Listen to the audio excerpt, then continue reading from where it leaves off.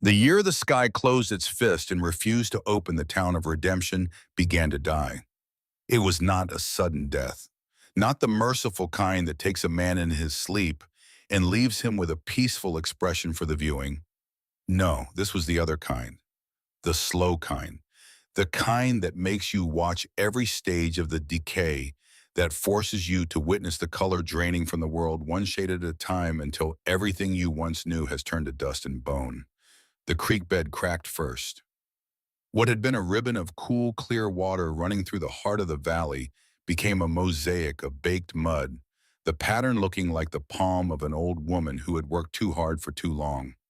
The cottonwood trees along its banks dropped their leaves in July, a full 3 months early, as if they knew something the people did not and had decided to surrender before the real suffering began.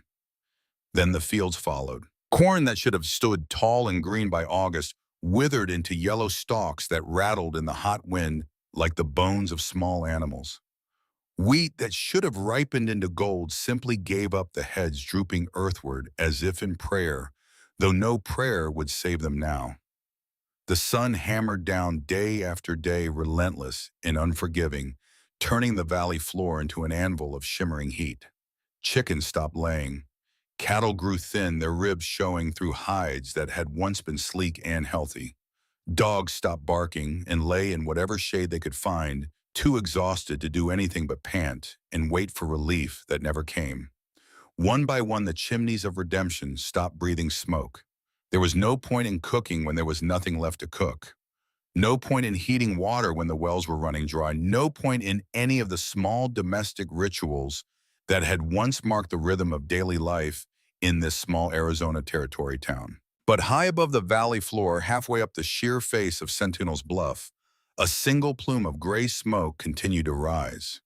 It curled upward from what appeared to be solid rock, defying logic and reason, a ghostly finger pointing accusingly at the brass-colored sky. The smoke rose from a place no smoke should be able to rise, from a place where no human being should be able to live. It rose from the home of the Cliff Witch. That was what they called her now. The men gathered around the cold stove in Cornelius Ashford's general store, their bellies empty and their spirits lower, would speak of her in hushed tones mixed with equal parts contempt and confusion. The Cliff Witch, the mad widow, the girl who had gone crazy with grief and started digging her own grave in the side of a mountain. They had laughed at her once, laughed loud and long, slapping their knees and wiping tears of mirth from their eyes. They had made jokes about her at the saloon, had whispered about her after church, had shaken their heads in pity and scorn whenever her name came up in conversation. Now their laughter had dried up along with everything else. Now they watched her smoke rise into the empty sky, and something that felt uncomfortably like fear began to coil in their hungry bellies. Because Lorena Whitfield was still alive up there, still cooking, still surviving, and they were beginning to wonder if maybe, just maybe, the crazy woman had known something they did not. But this story does not begin with drought and desperation. It begins, as so many stories of survival do, with an ending, with a funeral, with a young woman standing alone at the edge of an open grave while the winter wind cut through her black dress like a knife through butter. Lorena Whitfield was 19 years old the day they buried her husband. 19. An age when most young women in redemption were still dreaming of their wedding days, still pressing wildflowers between the pages of books, still believing that life was a gentle river that would carry them safely to some peaceful shore. Lorena had already lived enough life for a woman twice her age, had already loved and lost, had already felt the full weight of the world come crashing down upon her shoulders. Josiah Whitfield had been a carpenter, a good one, the kind of man who could look at a piece of raw timber and see the table or chair or cabinet hidden inside it waiting to be released by skilled hands. He had built half the furniture in redemption, had repaired the church steeple when the spring storms knocked it crooks, had been working on the new schoolhouse addition when the scaffolding gave way. He fell 30 feet onto frozen ground. The doctor said he probably did not feel much pain. The doctor said a lot of things that were meant to be comforting, but somehow only made everything worse. Lorena stood at the graveside and felt the eyes of the entire town upon her. She could sense their pity radiating outward like heat from a stove, thick and suffocating. She could hear the whispered conversations that stopped abruptly whenever she turned her head. Poor thing. So young. What will she do now? The minister spoke words that were supposed to bring comfort. Ashes to ashes, dust to dust. The promise of resurrection and eternal life. But Lorena barely heard any of it. She was too busy feeling the strange sensation of the ground shifting beneath her feet, of the entire world tilting on its axis and dumping her into some new and terrifying landscape she did not recognize. Josiah was gone. The man who had taught her how to read the grain of wood, who had shown her the difference between a load-bearing wall and a decorative one, who had held her close on cold nights and made her believe that the future was something to look forward to rather than fear. Gone, just like that. One moment he was alive, full of plans and dreams, and the quiet confidence of a craftsman who knew his trade. The next moment, he was a body being lowered into a hole in the frozen earth. After the funeral, the condolences came in waves. Mrs. Orley Kincaid, wife of one of the more prosperous farmers in the valley, approached with tears glistening in her eyes and a casserole dish in her hands. She spoke of how sorry she was, how tragic it all was, how Lorena should not hesitate to ask if she needed anything at all. Then she mentioned almost as an afterthought that she had a spare room and could always use help with the laundry and the mending. Nothing too strenuous, of course, just light work to keep Lorena's hands busy and her mind occupied during this difficult time. The Reverend Josiah Meacham came next, his face arranged in an expression of professional sympathy that he had no doubt practiced in the mirror many times over his years of ministry. He spoke of God's mysterious ways of finding strength in faith, of the importance of community in times of trial. Then he mentioned that his unmarried sister lived alone in a cottage at the edge of town and could use a companion. Someone to help with cooking and cleaning and to provide company during the long winter evenings. Others followed. The banker's wife, who suggested Lorena might find work as a seamstress. The school teacher, who thought she might make a passable assistant. The owner of the boarding house, who had a small room in the attic that he could let at a reduced rate in exchange for help in the kitchen. They were kind in their way, these offers. Lorena understood that. They came from a genuine desire to help, from the same impulse that makes people bring food to funerals and speak in hushed, reverent tones around the grieving. But kindness can be a cage. Compassion can become a set of chains.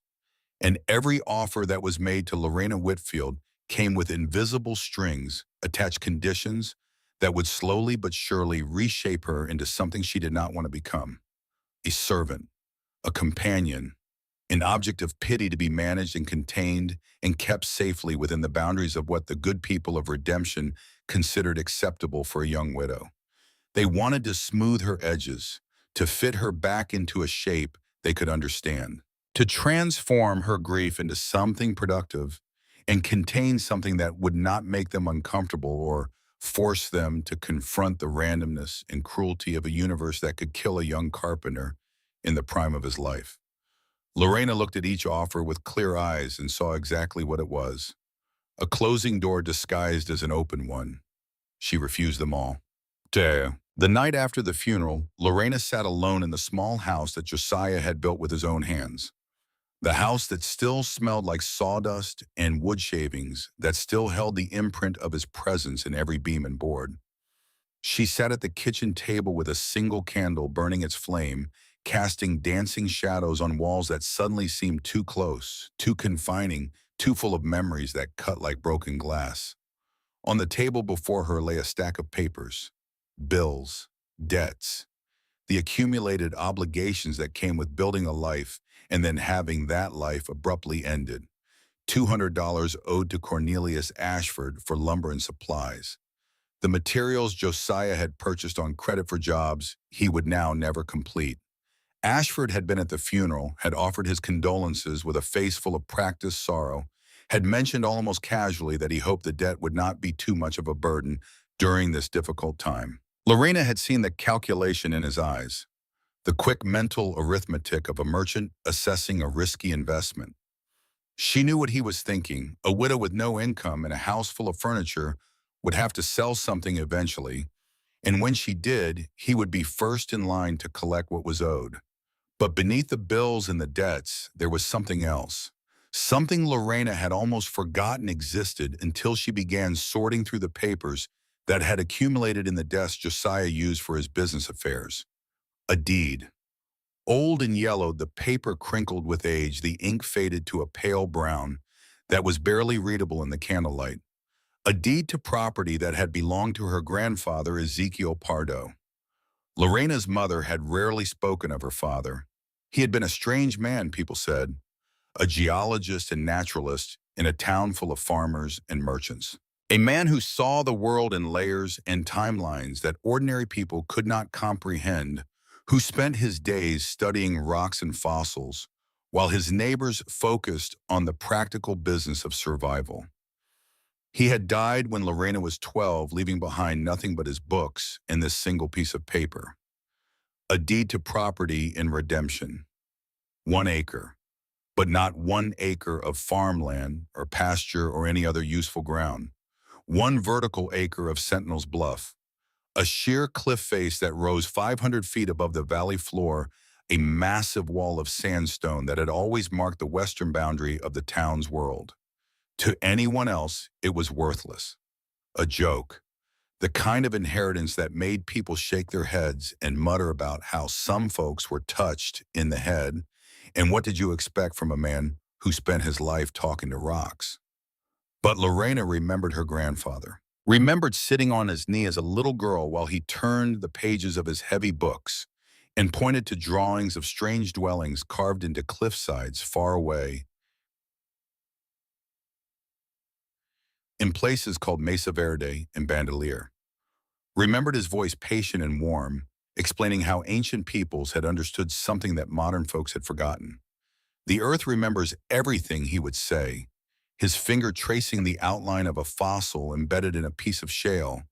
It remembers where the water flows, where the wind scours, where the sun is kind. People forget. The earth remembers. She remembered him taking her to the base of Sentinel's Bluff when she was 10 years old, showing her how to read the layers of rock like pages in a book.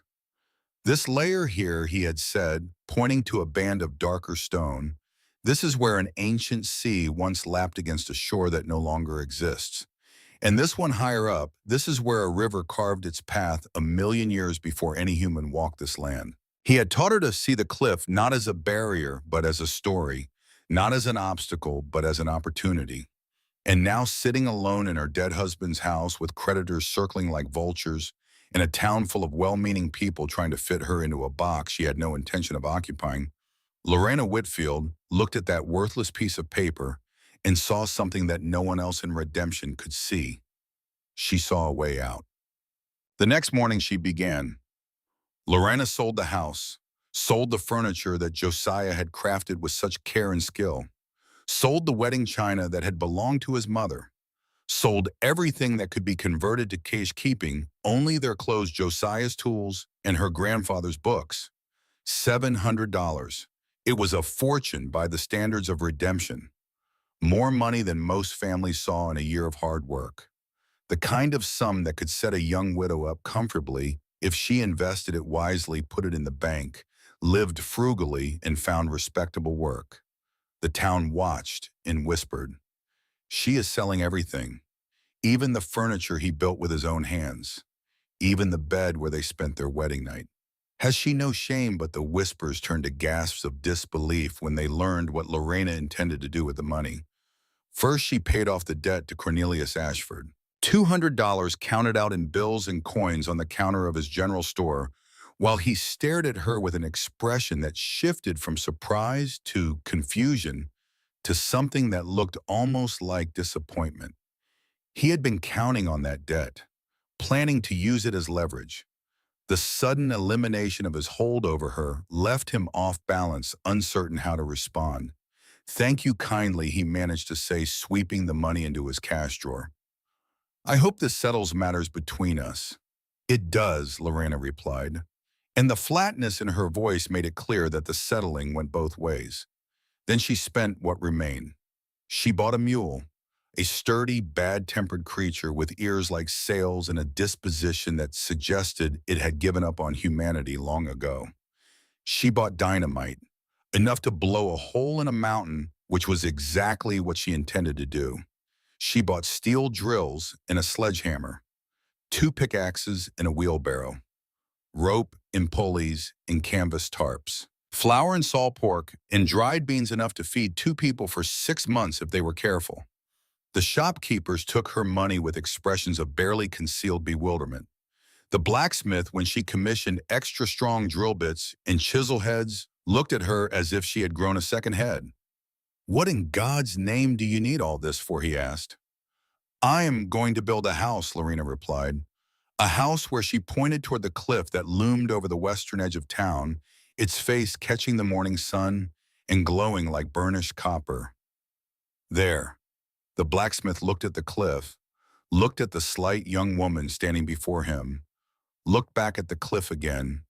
Then he shook his head, slowly took her money, and began to wonder if the grief had finally broken something inside her mind. The whole town wondered the same thing.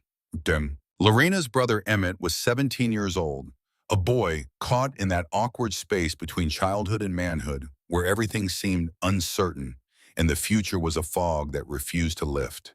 He had lost his father to fever when he was 12, lost his mother to heartbreak a year later, had been living with Lorena and Josiah for the past 2 years, helping with the odd jobs, trying to find his place in a world that seemed determined to knock him down every time he tried to stand.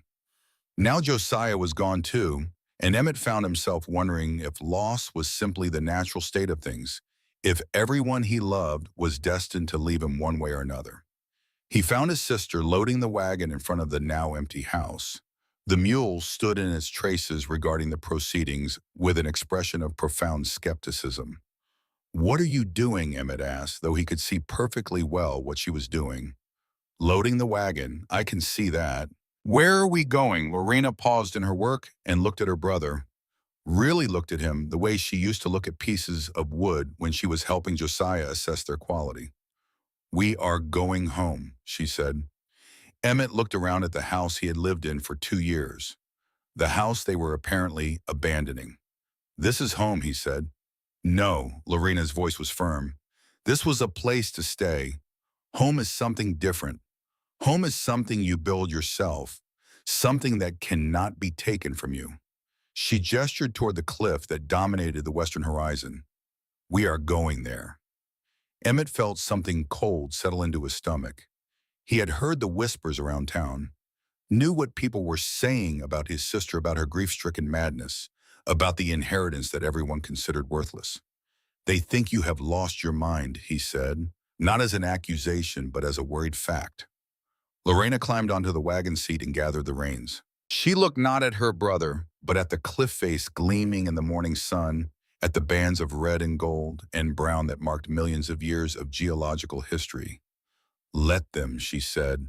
"The stone does not care what they think." Emmett stood for a long moment looking back at the town that had been his home, such as it was, looking at the familiar streets and houses and faces that were already turning away from them, already dismissing them as lost causes. Then he climbed up beside his sister, and together they headed not west toward new horizons, not east toward civilization, but straight toward the unyielding stone wall that had always marked the edge of their world. Behind them, the town of redemption watched them go. "Good riddance," Cornelius Ashford said to the men gathered on the porch of his store. "That girl was always strange.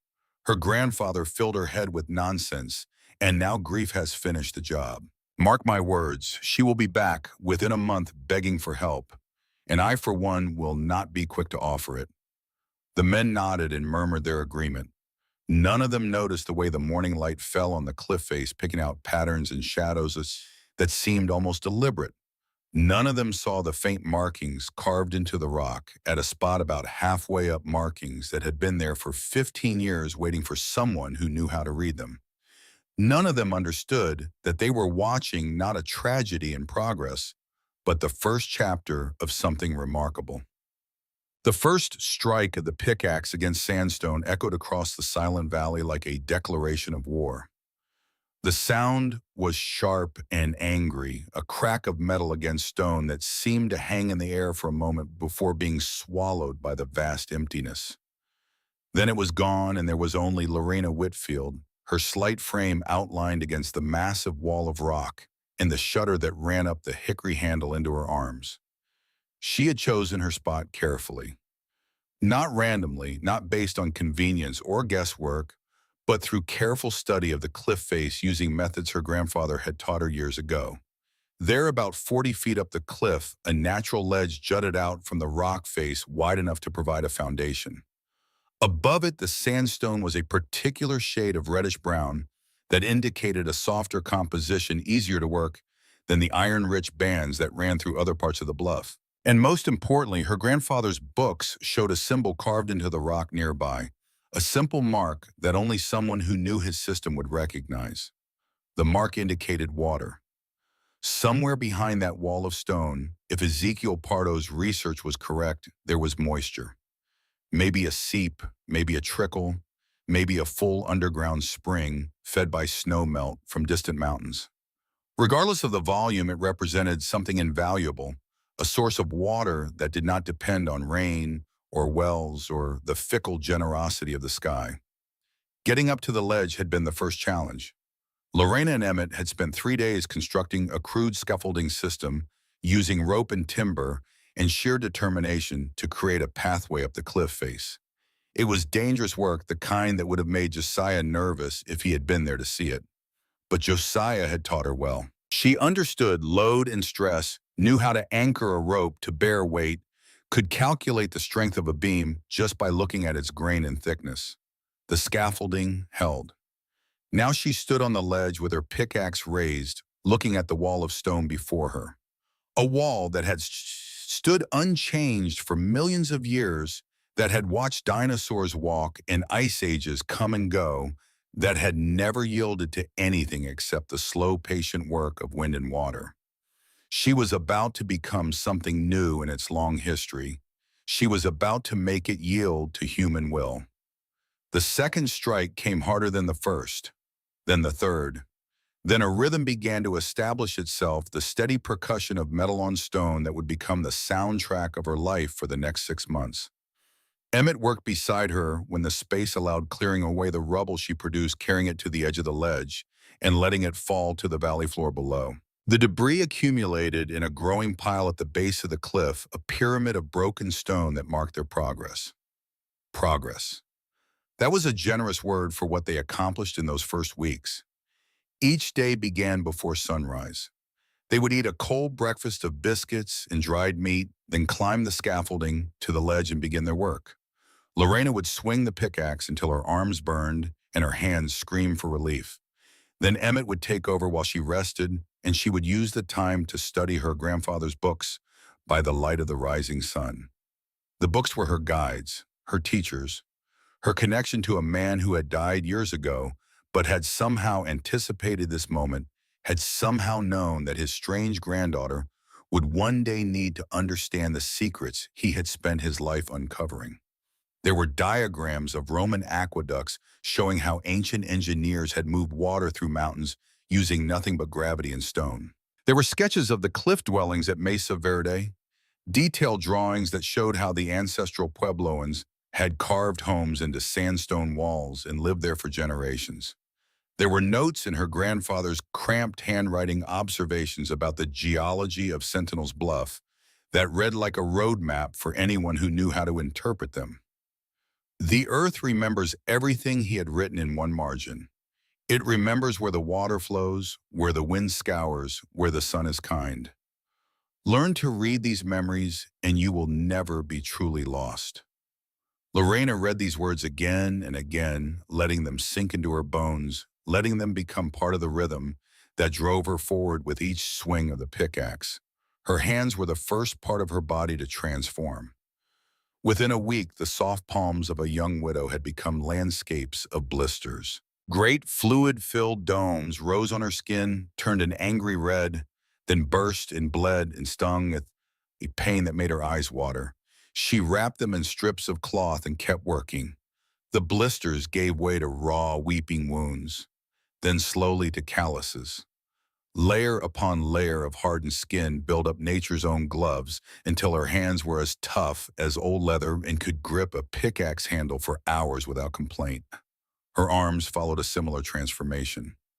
Muscles that had been adequate for household tasks developed new strength, new definition. Her shoulders broadened almost imperceptibly. Her back, though it ached terribly at the end of each day, learned to bear the constant strain. Lorena was carving herself into something new just as she was carving a home from the rock. The soft edges were being worn away, replaced by something harder, more durable, more suited to the task at hand. But the physical transformation was only part of it. There was also the matter of the mind. Working in silence for hours at a time with only the rhythm of the pickaxe and the vast indifference of the rock for company, Lorena found herself entering states of consciousness she had never experienced before. Meditative states almost where the boundary between herself and the work seemed to dissolve. She would lose track of time, lose track of everything except the feel of the tool in her hands, the resistance of the stone, the small victories when a chunk of rock broke free and revealed the space that had been hidden within it. She began to understand what her grandfather had meant when he spoke of reading the stone. It was not just a matter of identifying different types of rock or understanding geological formations. It was about developing a relationship with the material, learning its personality, discovering its secrets. Some sections of the cliff were stubborn, resistant, determined to maintain their integrity. These required patience and precision, careful strikes that exploited natural weaknesses in the structure. Other sections were eager to yield, almost cooperative, as if they had been waiting for someone to release them from their stony prison. The cliff, she realized, was not uniform. It was a community of different stones, different textures, different stories, all compressed together over millions of years into something that only looked solid and unchanging from a distance. Up close with her hands and her tools and her attention focused on every square inch, it became infinitely complex, infinitely interesting, infinitely alive in its own slow geological way. And then about 3 weeks into the work, Lorena found the first of her grandfather's marks. It was hidden in a shallow depression in the rock, protected from weather and wear, as clear and sharp as the day he had carved it 15 years ago. A simple symbol, a circle with a line through it that might have meant nothing to anyone who stumbled upon it by accident. But Lorena knew what it meant. She had seen it in his books, in the margins of his notes. It was his sign for soft rock. It meant that the stone behind this mark would yield more easily than the surrounding material. Her heart began to pound as she attacked the spot with renewed energy. And sure enough, within an hour, she had broken through into a pocket of much softer material, almost like packed sand compared to the dense sandstone that surrounded it. She followed the soft pocket deeper into the cliff, her excitement growing with each swing. Her grandfather had known, had somehow predicted that she would be here doing exactly this, and had left markers to guide her way. That night, she spread his books out on the ledge and searched through them by lantern light while Emmett slept. And she found what she was looking for, a rough map of Sentinel's Bluff drawn in her grandfather's hand, showing the locations of soft pockets, underground seeps, and structural weaknesses that could be exploited by a determined excavator. He had done this for her. Somehow, impossibly, he had anticipated this moment and prepared for it. The earth remembers, his voice seemed to whisper in her mind, and I have helped it remember the things you will need to know. She did not sleep that night. She sat on the ledge and watched the stars wheel overhead and felt something she had not felt since Josiah's death. Hope. From the valley below, the work was almost invisible. The cliff was so massive, so overwhelming in scale, that the tiny figures chipping away at its face seemed as insignificant as insects. But insects, given enough time, can hollow out a tree, can reduce a house to dust, can transform the solid into the empty through nothing but persistence. And persistence was something Lorena Whitfield had in abundance. After 2 months, the initial cavity had grown into something that could reasonably be called a room. It was rough-hewn and unfinished, smelling of damp stone and raw effort, but it was shelter. It was real. It was progress measured not in inches, but in feet. 20 feet deep, 10 feet wide, 8 feet high. Enough space for two people to live if those two people were willing to accept close quarters and minimal comfort. Enough space to get out of the wind and rain, to light a fire and cook a meal, to sleep on a level surface instead of balanced precariously on a cliff ledge. The fire, though, that was the challenge. A fire in a cave could be a death sentence. The smoke would have nowhere to go except into the lungs of whoever was foolish enough to light it. She had seen her grandfather's notes on the subject, had studied diagrams of how ancient peoples had solved this problem. The key was the chimney, but not just any chimney. Not a straight vertical shaft that would be almost impossible to carve through solid rock. No, the solution was more elegant than that. Lorena spent days examining the interior of her carved space, searching for natural fissures in the rock cracks and seams that ran upward toward the cliff face. She found what she was looking for in the rear corner of the room, a natural fracture that angled sharply upward and to the right, following a weakness in the sandstone.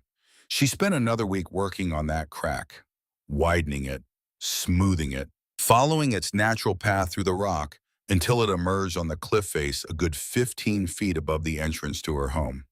The day she finished, she built a small fire in the corner of the room and held her breath.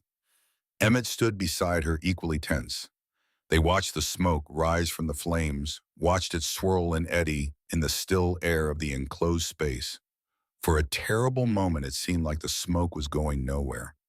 It hung in a growing cloud near the ceiling, thick and choking, and Lorena felt her heart sink.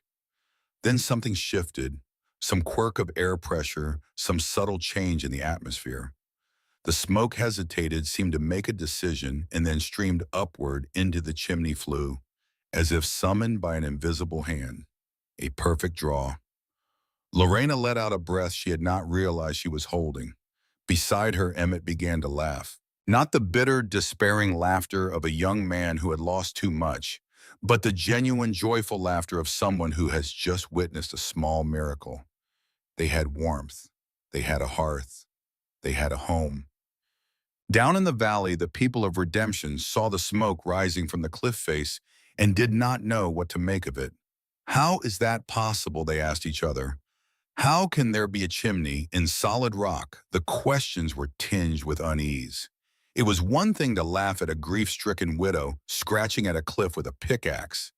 It was another thing entirely to see evidence that her scratching was producing actual results. Cornelius Ashford, who had been the loudest voice in the chorus of mockery, found himself growing quieter as the weeks went by. He still made his jokes, still referred to her as the Cliff Witch, and predicted her imminent failure. But his words lacked the conviction they had once held. Because every morning when the sun rose over Redemption, that plume of smoke was still there, still rising from the cliff face, still defying everything he thought he understood about the world. The children of the town were the first to give voice to the unease that the adults were reluctant to acknowledge.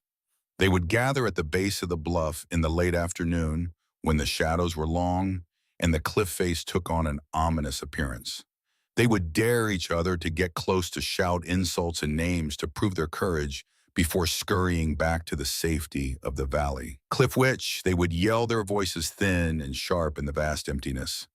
Cliff Witch, then they would run, glancing over their shoulders as if expecting something terrible to come swooping down from the heights in pursuit. Lorena heard them. From her home in the rock, their voices carried clearly, each taunt and jeer distinct and cutting. She never stopped working. She never responded. She simply swung her pickaxe and let the rhythm of the work drown out the sound of their cruelty. The isolation was a physical presence, as real as the rock dust that coated her skin and hair. Lorena had always been somewhat solitary by nature.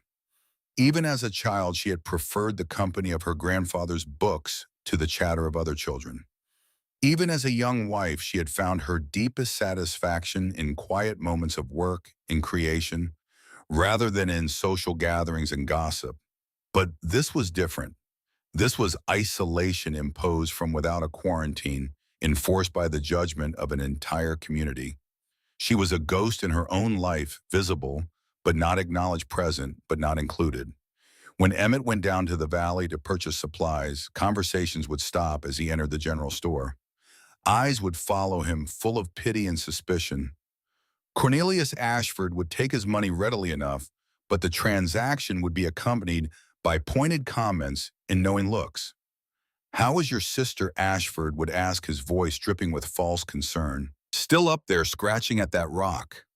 Still playing at being a pioneer." Emmett would take his supplies and leave without responding. But the weight of the encounter showed in his face when he returned to the cliff, in the slump of his shoulders, in the tightness around his eyes. He was young. The need to belong, to be accepted, to be seen as normal, was a powerful current in his blood. And every trip to the valley reminded him that he had cast his lot with someone the world considered mad. It came to a breaking point one evening in early spring. Emmett climbed up to the ledge after a supply run, his movements jerky and aggressive. He threw a small bag of nails onto the ground with unnecessary force, and the clatter of metal on stone echoed off the walls of their carved home. "They are laughing at us," he said, his voice cracking with emotion. "They laugh every time I go down there. Ashford asked if we were building our own asylum. He said it to my face." Lorena stopped her work and turned to face him. She was covered in rock dust, her hair plastered to her forehead with sweat, her hands red and raw despite the calluses. But her eyes were clear and calm, as still and deep as mountain pools.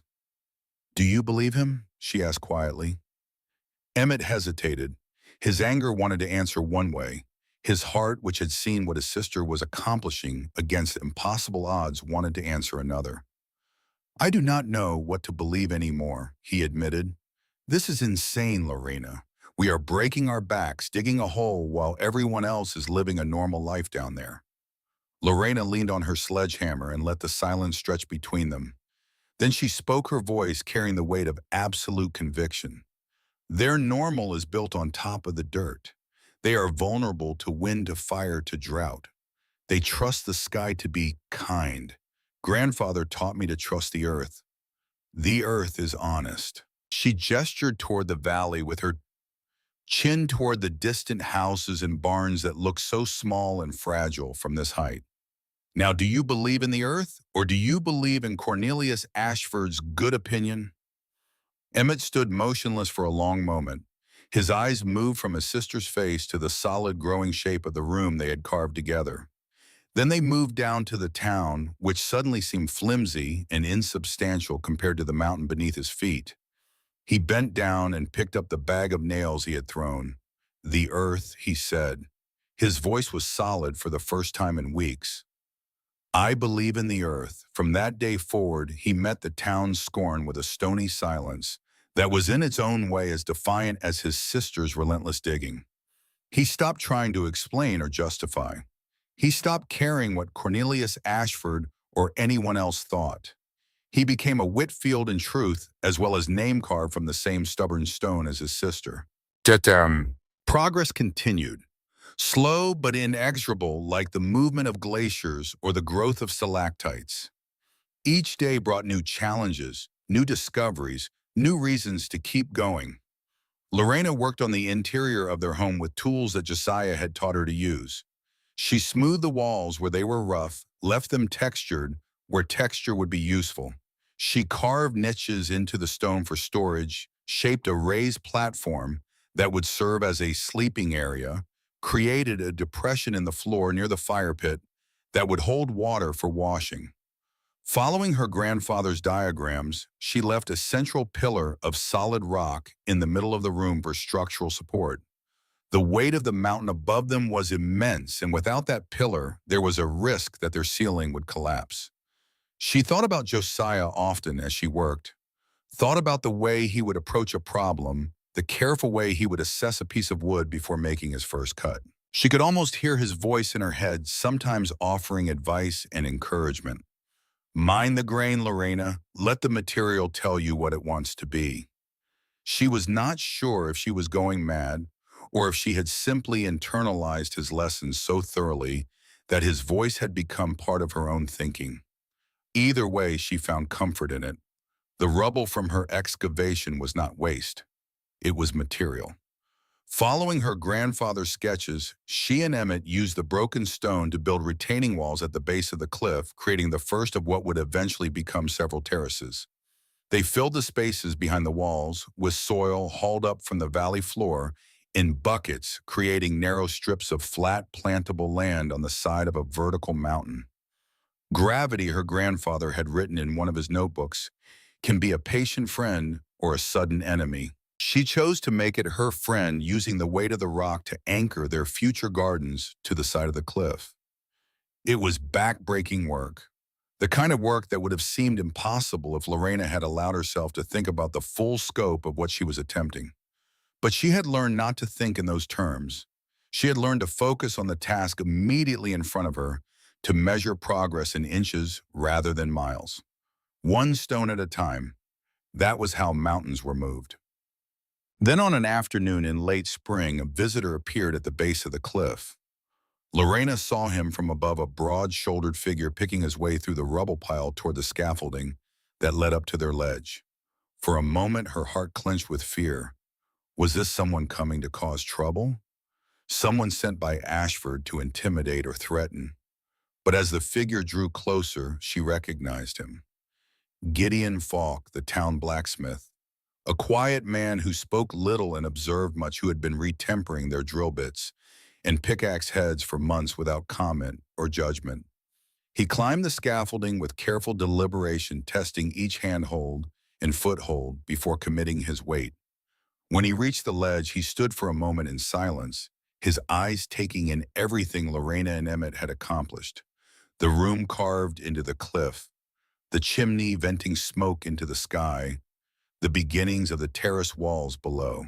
The organized workspace with tools hanging from pegs driven into cracks in the rock. He walked the perimeter of their home without asking permission, his experienced eye assessing the construction in a way that made Lorena nervous. What if he found some fatal flaw, some mistake that would bring everything crashing down? Finally, he ran a hand over the smooth interior wall, feeling the texture of the work stone. You read the grain of the rock, he said. It was more observation than compliment, stated with the matter-of-fact tone of one craftsman acknowledging the skill of another. Lorena felt something loosen in her chest. She had not realized how much she needed someone, anyone, to see her work for what it was, rather than dismiss it as madness. My grandfather taught me, she said simply. He would be proud, Gideon replied. He turned to look at her directly, his weathered face serious but not unkind. You are burning through steel at a remarkable rate. Those drill bits and pickaxe heads are not made for the kind of sustained work you are putting them through. I know, Lorena said. She felt a flicker of worry. The cost of replacement tools was a constant drain on her dwindling resources. I have been doing my best to maintain them, but the rock is hard. Gideon nodded. He seemed to be weighing something in his mind, making a decision. I can forge you a set with a harder edge. Special steel tempered differently. It will cost you, but it will cut your work in half. How much? Lorena braced herself. She knew how expensive quality steel was. She knew that the $43 she had left was not enough to cover the kind of tools Gideon was describing. What do you have? He asked. $43. Gideon was silent for a long moment. Then a ghost of a smile crossed his face there and gone so quickly that Lorena almost missed it. The steel is worth more than that, he said, but I will take the 43. Consider the rest an investment in a fascinating project. Lorena stared at him, unable to quite believe what she was hearing. An investment from someone who had no reason to believe in her, no stake in her success. Why, she asked. The question came out more bluntly than she intended, but she was too surprised to soften it. Gideon looked around at the carved walls, the clever chimney, the evidence of months of intelligent, determined work. Because I have never seen anyone read stone the way you do, he said. And because Cornelius Ashford has been predicting your failure since the day you started, that alone makes me want to see you succeed. He extended his hand, and Lorena shook it. His grip was firm and callous, the hand of a man who worked with fire and metal for a living. I will have the new tools ready in a week, he said. And if you ever need anything repaired or sharpened, you know where to find me. Then he climbed back down the scaffolding and walked away through the rubble pile, leaving Lorena standing on her ledge with the sunset painting the cliff face gold and red around her. It was the first time anyone from Redemption had looked at her work and seen something worth believing in. It would not be the last. The new tools arrived exactly when Gideon had promised, and they changed everything. The steel was different. Lorena could feel it from the first strike. Harder, yes, but also more precisely balanced. The pickaxe bit into the rock and held its edge. The drill bits chewed through sandstone that had resisted all her previous efforts. Work that had taken hours now took minutes. Progress that had been measured in inches began to be measured in feet.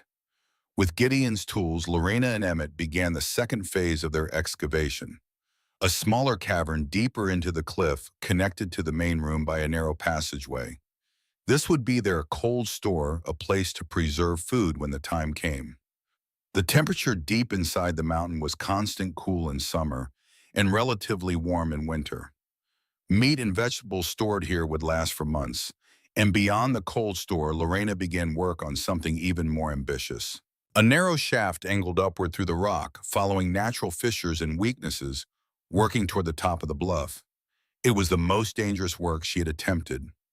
Carving upward meant constant danger from falling debris from unstable rock, from the ever-present risk of a collapse that would bury her alive in the heart of the mountain. But when it was finished, they would have a second access point to their home, a way to reach the cliff top without using the external scaffolding, which was vulnerable to weather and could be destroyed by enemies if enemies ever came. More importantly, the cliff top would give them access to land. Land for gardens, for animals, for the expansion that Lorena could already see in her mind's eye, even if no one else could imagine it yet. The seasons turned. Spring gave way to summer, then to autumn. The leaves in the valley below changed color and fell, and the nights grew cold, and the first frost silvered the ground in the mornings. Inside their cliff home, Lorena and Emmett were warm. The massive walls of stone absorbed heat from their fire during the day and radiated it back at night. While the people of Redemption huddled around their stoves, burning precious wood to keep the winter chill at bay, the Whitfields slept comfortably in their mountain fortress, protected by the thermal mass of the earth itself. Lorena thought of her grandfather often during those long winter evenings. Thought of him sitting in his study, surrounded by his books and specimens, trying to explain to anyone who would listen that the old ways of building, the ways that worked with the earth instead of against it, had wisdom that modern construction had forgotten. No one had listened then. They were too busy putting up their clapboard houses, too confident in their ability to impose human will on the landscape without consequence. But Lorena had listened. And now, as the wind howled across the valley and found no purchase on her stone walls, she understood exactly what her grandfather had been trying to teach her. The earth remembers, and if you are wise enough to listen, it will share its secrets with you. By the end of that first winter, the cliff home was essentially complete. 2 rooms carved from living rock connected by a passageway and ventilated by a clever chimney system. A cold store that kept food fresh for months. A vertical shaft that emerged on the cliff top, giving them access to the land above. From the valley on clear days, you could see the entrance to their home as a dark rectangle set into the cliff face. You could see the smoke rising from their chimney proof of warmth and life, in a place where no warmth or life should be possible. The people of Redemption had stopped laughing. They had not yet started to understand, but understanding was coming. It was coming with the spring, with the brass-colored sky, and the absent rain, with the slow, terrible death that was even now beginning to creep across the land. And when it came, everything would change. The plume of smoke rising from Sentinel's Bluff became a fixture of the Redemption skyline. as fixed and reliable as the cliff itself, as much a part of the daily landscape as the church steeple or the water tower. People stopped remarking on it, stopped wondering about it, stopped speculating about how long before the widow gave up and came crawling back to civilization. She had outlasted their predictions, outlasted their mockery, outlasted everything they had expected of her.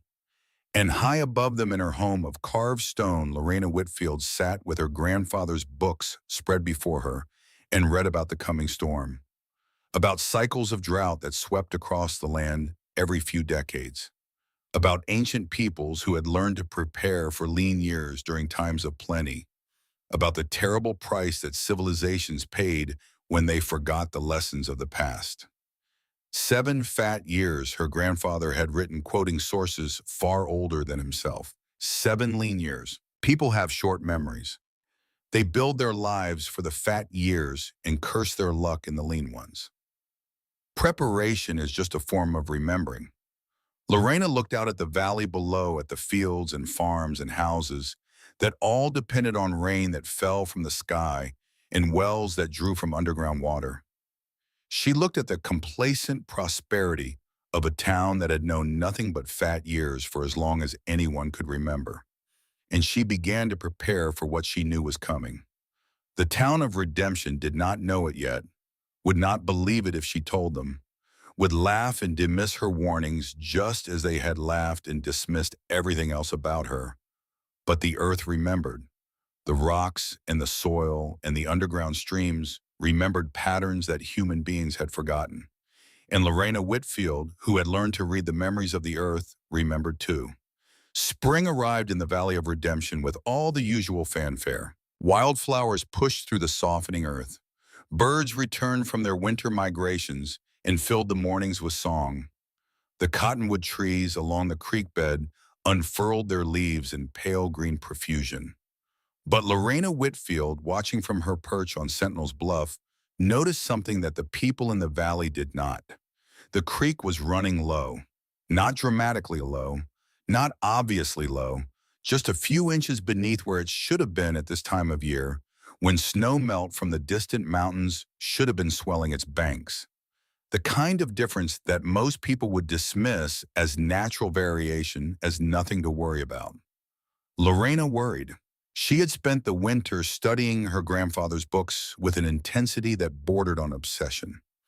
Page after page of observations and calculations of weather patterns and geological records of evidence painstakingly gathered over decades of careful study. Ezekiel Pardo had been watching the signs for years before his death, had seen the subtle shifts in rainfall patterns, the gradual lowering of the water table, the stress marks appearing in trees that should have been thriving.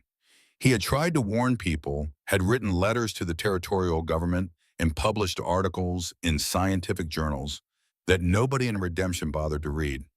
Nobody had listened. And now his granddaughter sat in the home she had carved from his worthless inheritance and read his warnings with the clarity of hindsight. The drought is coming, he had written in one of his final notebooks. Not this year, perhaps, or even the next, but soon. The signs are unmistakable for anyone who knows how to read them. The land is drying out from beneath like a sponge being slowly squeezed. When the surface moisture finally fails, when the rains do not come, the damage will be catastrophic.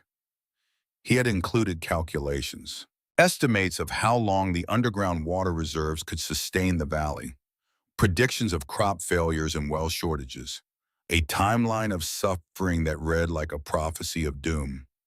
Lorena closed the notebook and looked out at the valley below, where farmers were plowing their fields and planting their seeds with the same confidence they showed every spring. They had no idea what was coming, and she knew with a certainty that sat cold and heavy in her stomach that they would not believe her if she tried to tell them. So she did not try. Instead, she prepared. The terraces Lorena and Emmett had built during the first year of their work were ready for planting.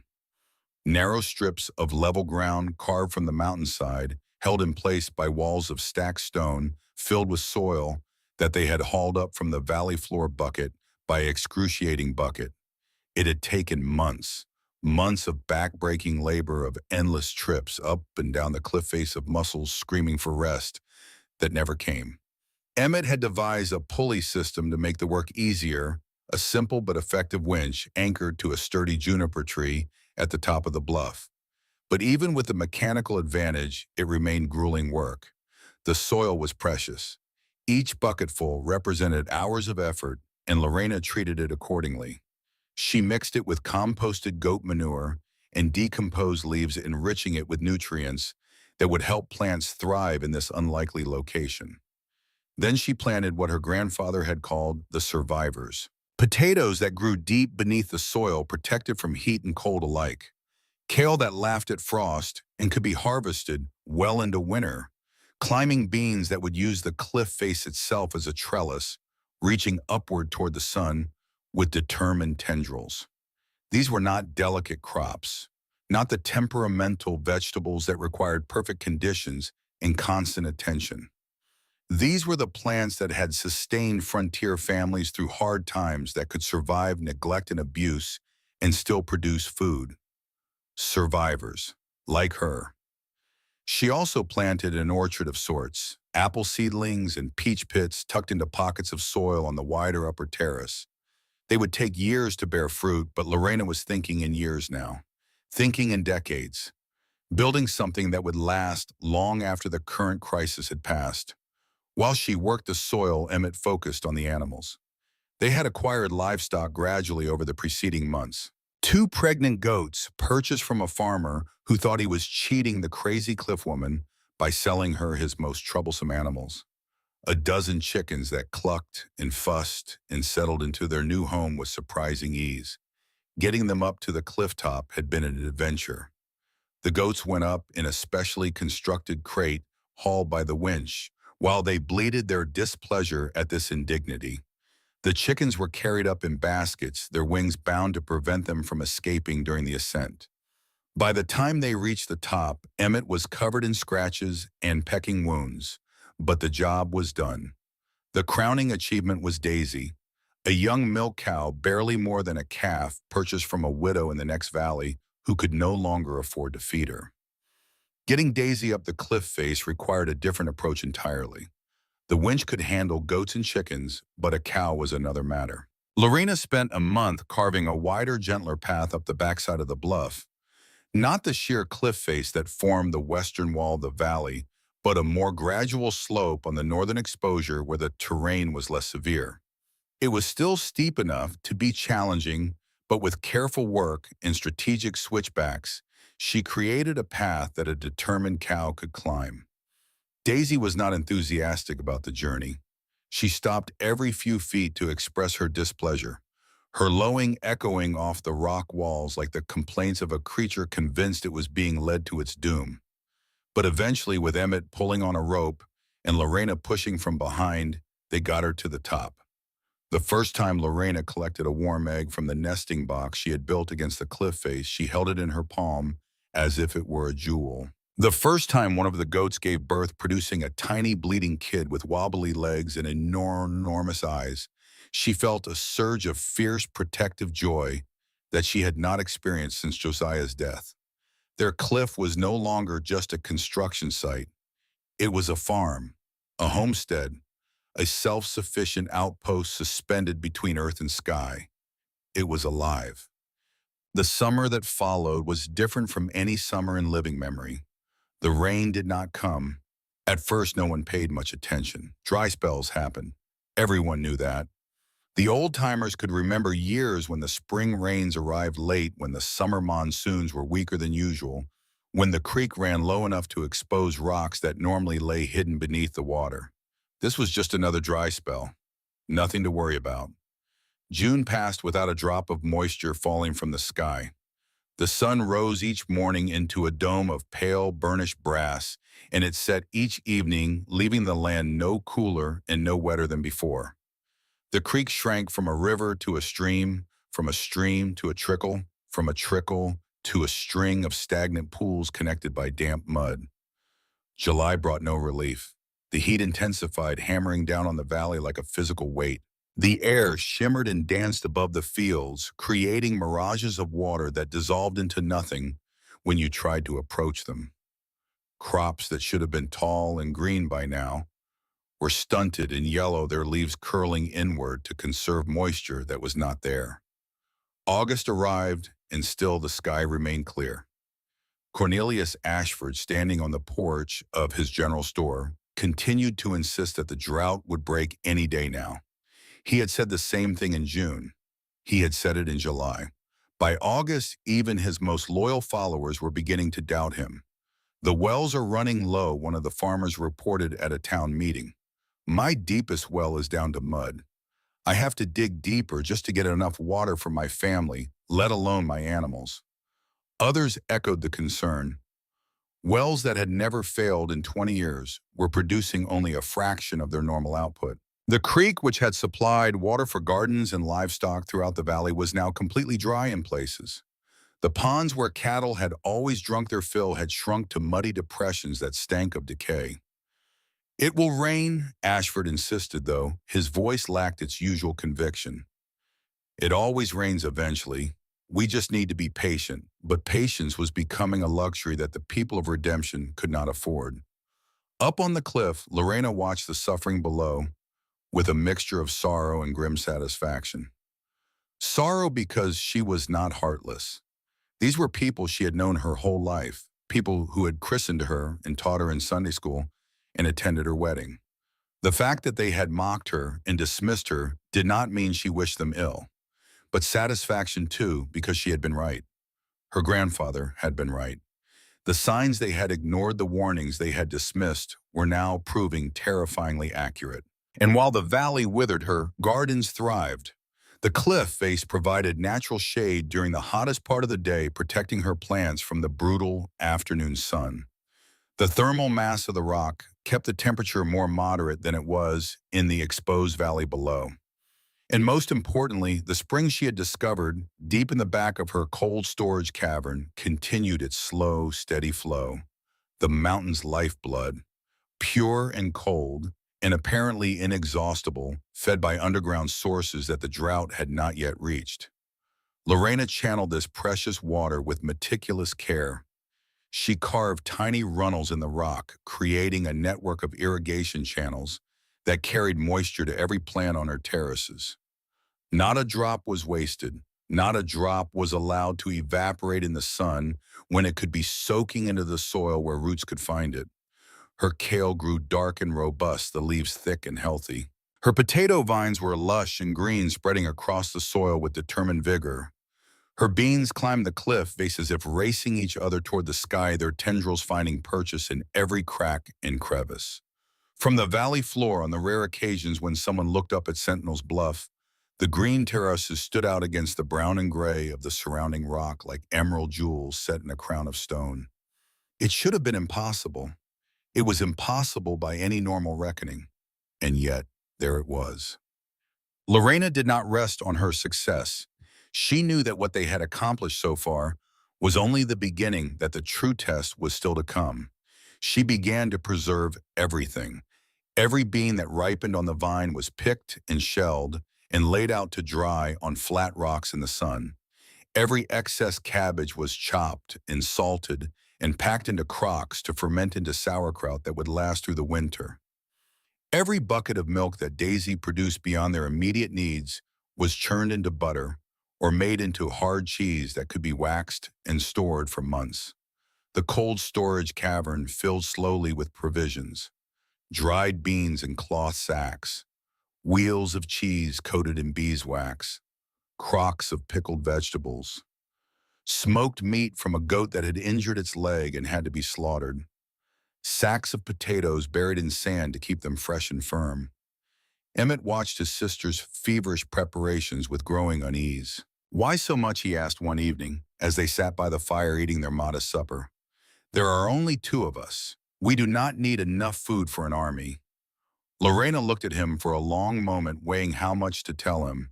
He was young, and the weight of what she knew might crush him if she was not careful. "Do you remember grandfather's stories?" she finally asked. "About the great droughts of the past?" Emmett nodded slowly. He remembered. Tales of rivers running dry and crops failing, and people starving in the midst of plenty because they had not thought to prepare for lean times. This is one of those droughts, Lorena said.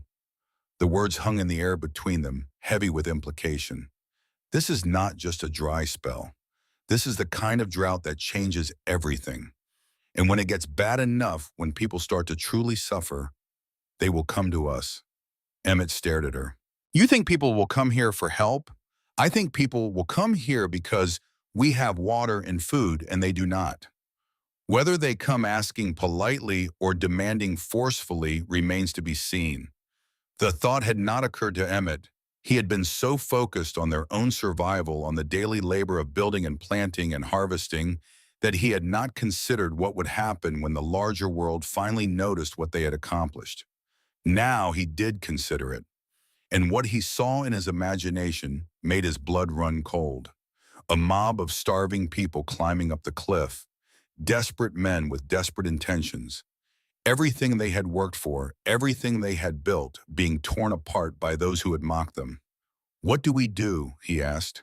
We prepare, Lorena replied, and we hope that when the time comes, we can find a way to help them without destroying ourselves. The first frost of autumn arrived early that year, driven by clear skies that let the heat of the day escape into space without the blanket of clouds that normally held it close to the earth. In the valley below, the frost was a killing blow. What little remained of the failed crops was destroyed overnight. Gardens that people had been nursing, along with carefully rationed water, hoping to squeeze one last harvest from the drought-stricken soil, turned black and shriveled by morning. Winter was coming and redemption was not ready. The town had always been largely self-sufficient. Gardens and farms produced most of the food people needed, supplemented by hunting and by occasional purchases from Ashford's general store. The store itself was supplied by freight wagons that came through every few weeks bringing goods from larger towns to the east. But the freight wagons were becoming less frequent. The drought that was devastating redemption was also affecting the territories around it. There was less to buy, and what was available cost more. Ashford's shelves, once crowded with sacks of flour and sugar and coffee, were growing bare. Prices rose, first slowly then dramatically. A sack of flour that had cost $2 in spring now cost $5, then $8, then $10. Sugar became a luxury, coffee became a memory. Salt, which had once been cheap enough that nobody thought twice about using it, was suddenly precious. The people of redemption began to feel the pinch. Families that had lived comfortably for years found themselves making difficult choices. Meat or flour, medicine or fuel, feed for the animals or food for the children. The animals began to die, first the weakest ones. Cattle that had been struggling with the heat and the shortage of water simply gave up and lay down and did not get up again. Their carcasses dotted the dried-up pastures too numerous to bury, eventually picked clean by vultures and coyotes and left as bleached bones baking in the sun. Then the stronger ones, horses that had worked the fields for years, milk cows that had sustained families through hard times before, hogs that had been destined for winter slaughter but starved before they could be butchered. The people who had laughed at Lorena Whitfield for climbing a cliff and playing at pioneering began to look at their empty barns and their dying livestock and wonder if maybe, just maybe, they were the ones who had made a mistake. Winter came early and hard, not the gentle winter that the valley sometimes experienced with light snows and moderate cold and plenty of sunny days to break up the monotony. This was a brutal winter, a punishing winter, a winter that seemed determined to finish what the drought had started. The cold settled into the valley like an occupying army, establishing itself in every corner and refusing to leave. The ground froze solid to a depth of several feet, making it impossible to dig wells deeper or to bury the dead properly. The creek, which had been reduced to scattered pools during the drought, now froze over completely, its remaining water locked away beneath inches of ice. And still no snow fell. That was the cruelest irony. A winter without snow meant a spring without snow melt. The drought would continue into the next year and the next until something fundamental changed. Lorena understood this.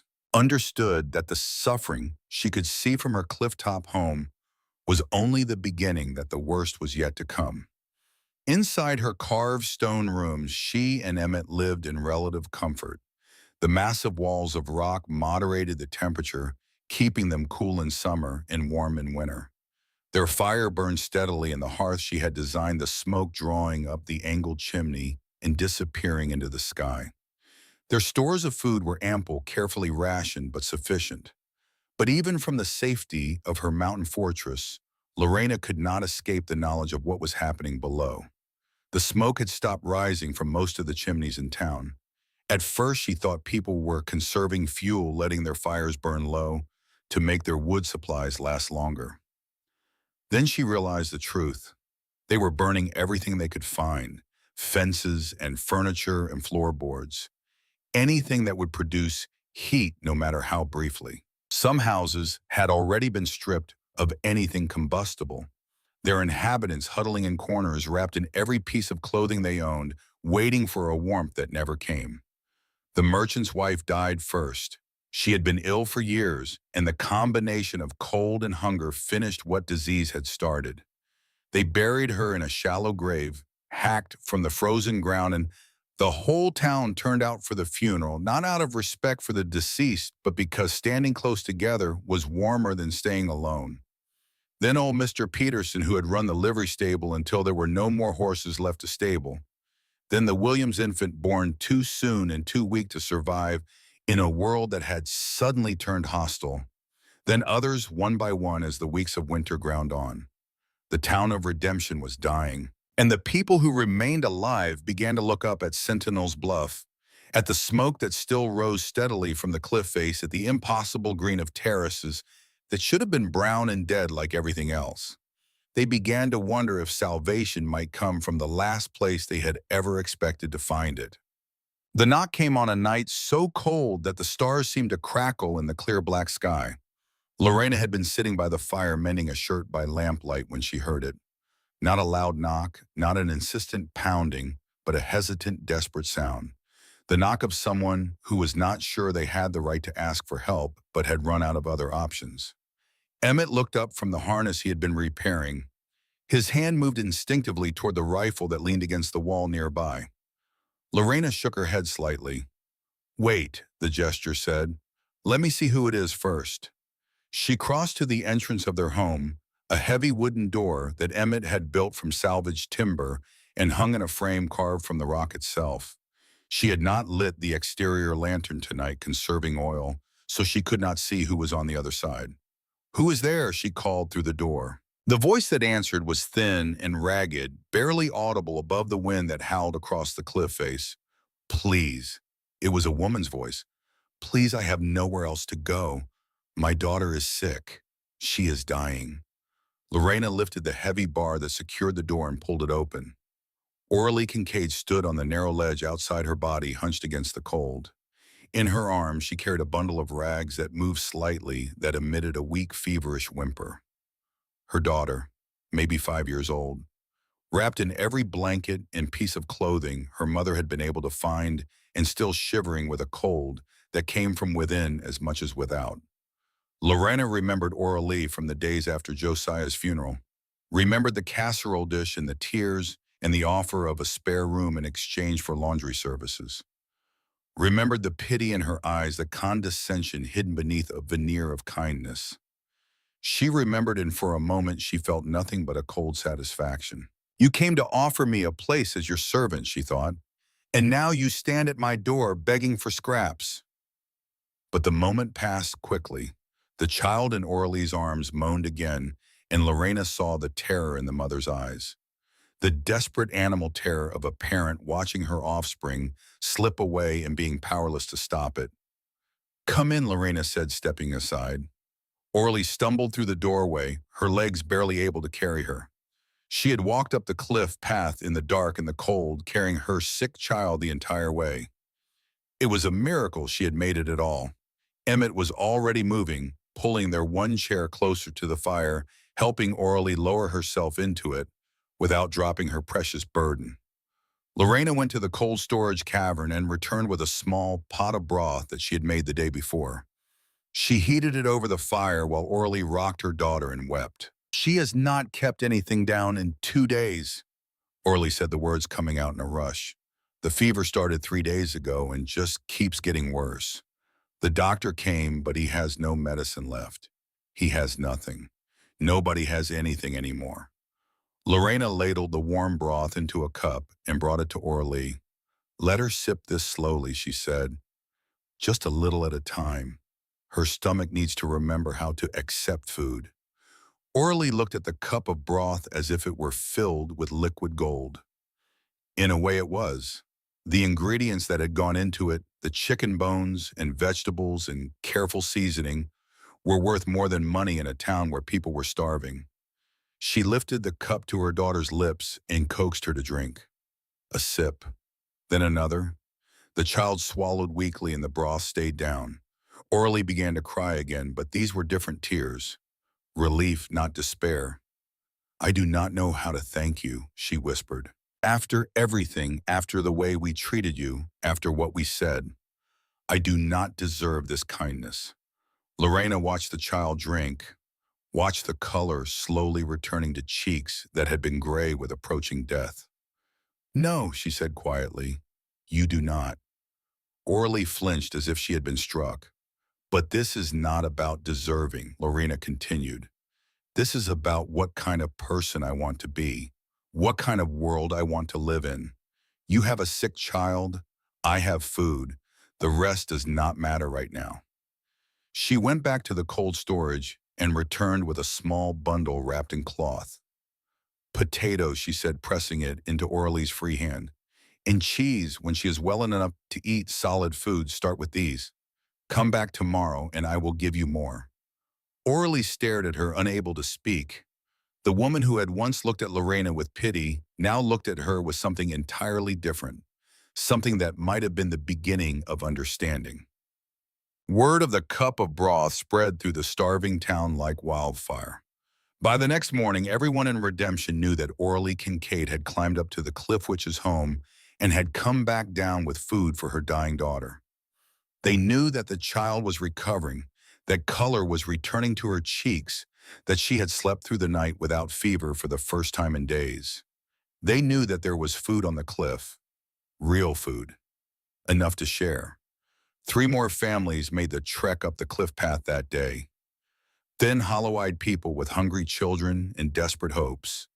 They stood at the base of the cliff and called up their voices weak and pleading, and Lorena lowered baskets of provisions down to them on a rope. Potatoes, dried beans, hard cheese, small quantities carefully measured but infinitely precious to people who had been living on boiled roots and the occasional scrawny rabbit. The next day, 10 families came. Lorena and Emmett worked from dawn until dark, preparing bundles of food and lowering them down. The stores that Lorena had accumulated so carefully were diminishing at an alarming rate. At this pace, they would be empty within weeks. We cannot keep this up, Emmett said that night, his voice tight with worry. There are too many of them and not enough of us. If we give everything away, we will starve along with the rest of them. Lorena nodded slowly. She had been doing the calculations in her head all day, watching her carefully accumulated reserves shrink with each basket that went down the cliff. I know, she said. We need another way. She was still thinking about it, still turning the problem over in her mind when the delegation arrived. It was not a mob. Lorena had been half expecting a mob, a crowd of desperate people who had decided to take what they needed rather than beg for it. She had been preparing for violence, had positioned herself and Emmett at defensible points with their rifles within reach. But the group that climbed up to her ledge on that gray winter morning was something different, something that surprised her. 4 men, Cornelius Ashford at their head, his once portly frame now gaunt and hollow, his expensive clothes hanging loose on a body that had lost 40 pounds since the summer. Behind him came the Reverend Meacham and 2 of the town's council members. They climbed slowly, their weakness evident in every step. Ashford, who had once moved with the confident swagger of a successful merchant, now shuffled like an old man. His breath came in ragged gasps by the time he reached the ledge. Lorena stood at the entrance to her home and watch them come. She did not invite them in, did not offer them water or a place to rest. She simply stood and waited for them to speak.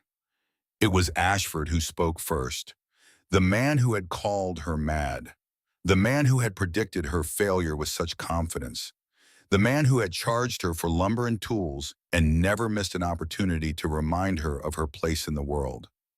His voice, when it came, was stripped of its usual bluster.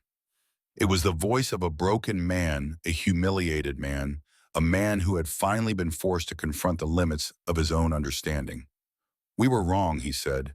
The words seemed to cost him physical pain. "We were fools.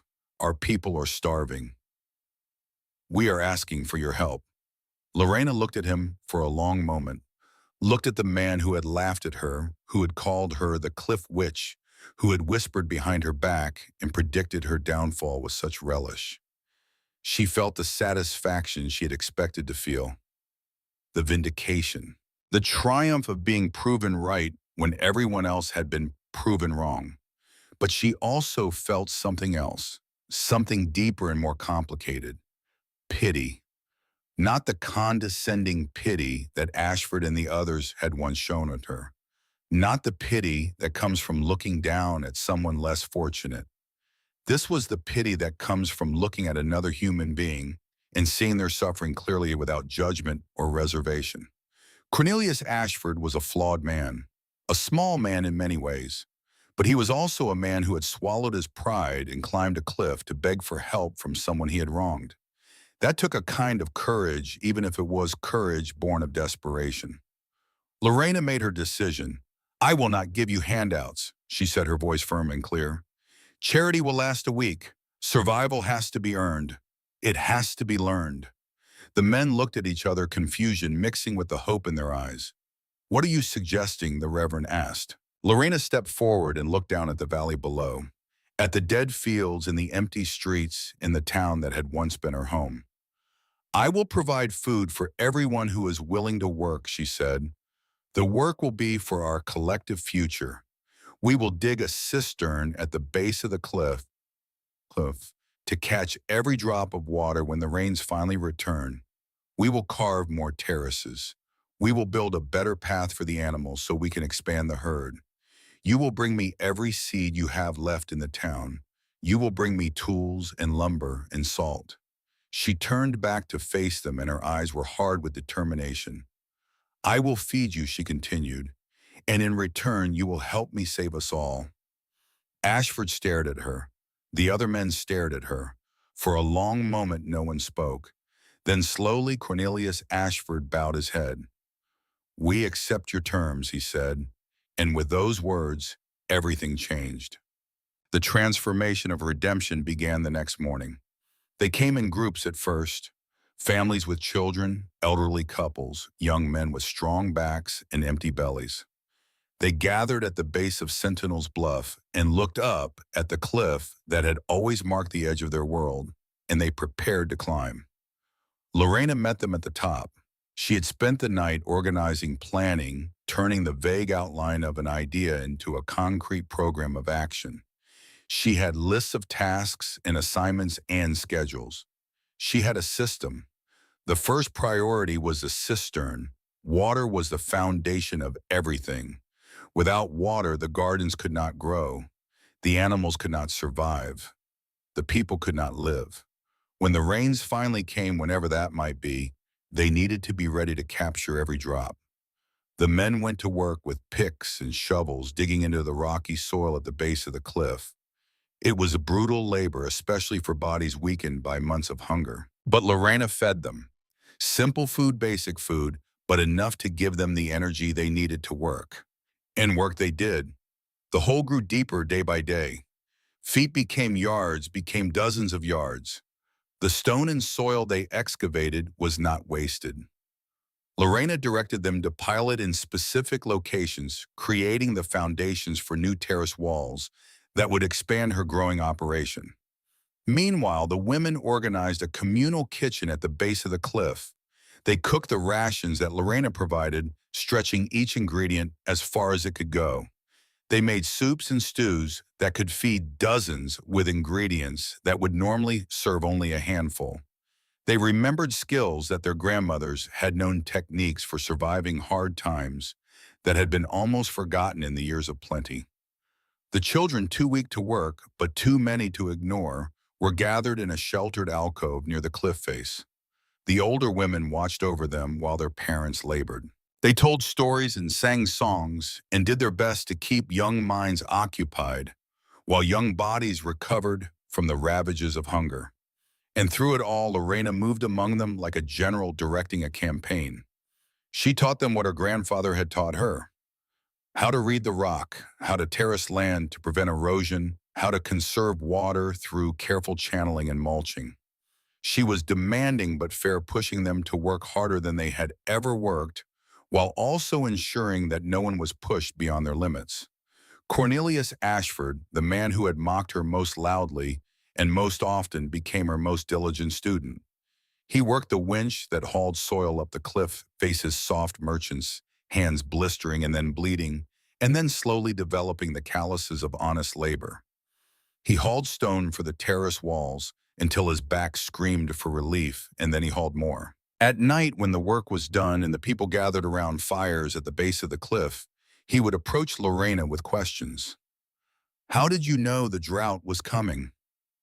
How did you learn to read the rock?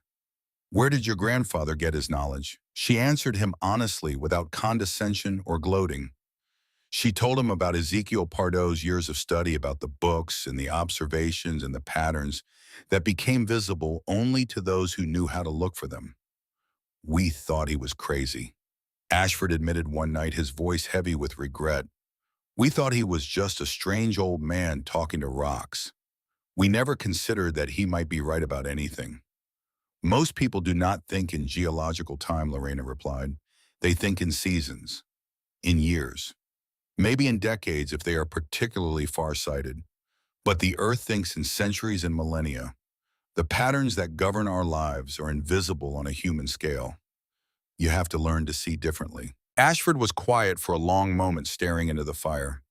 Can it be learned, he finally asked.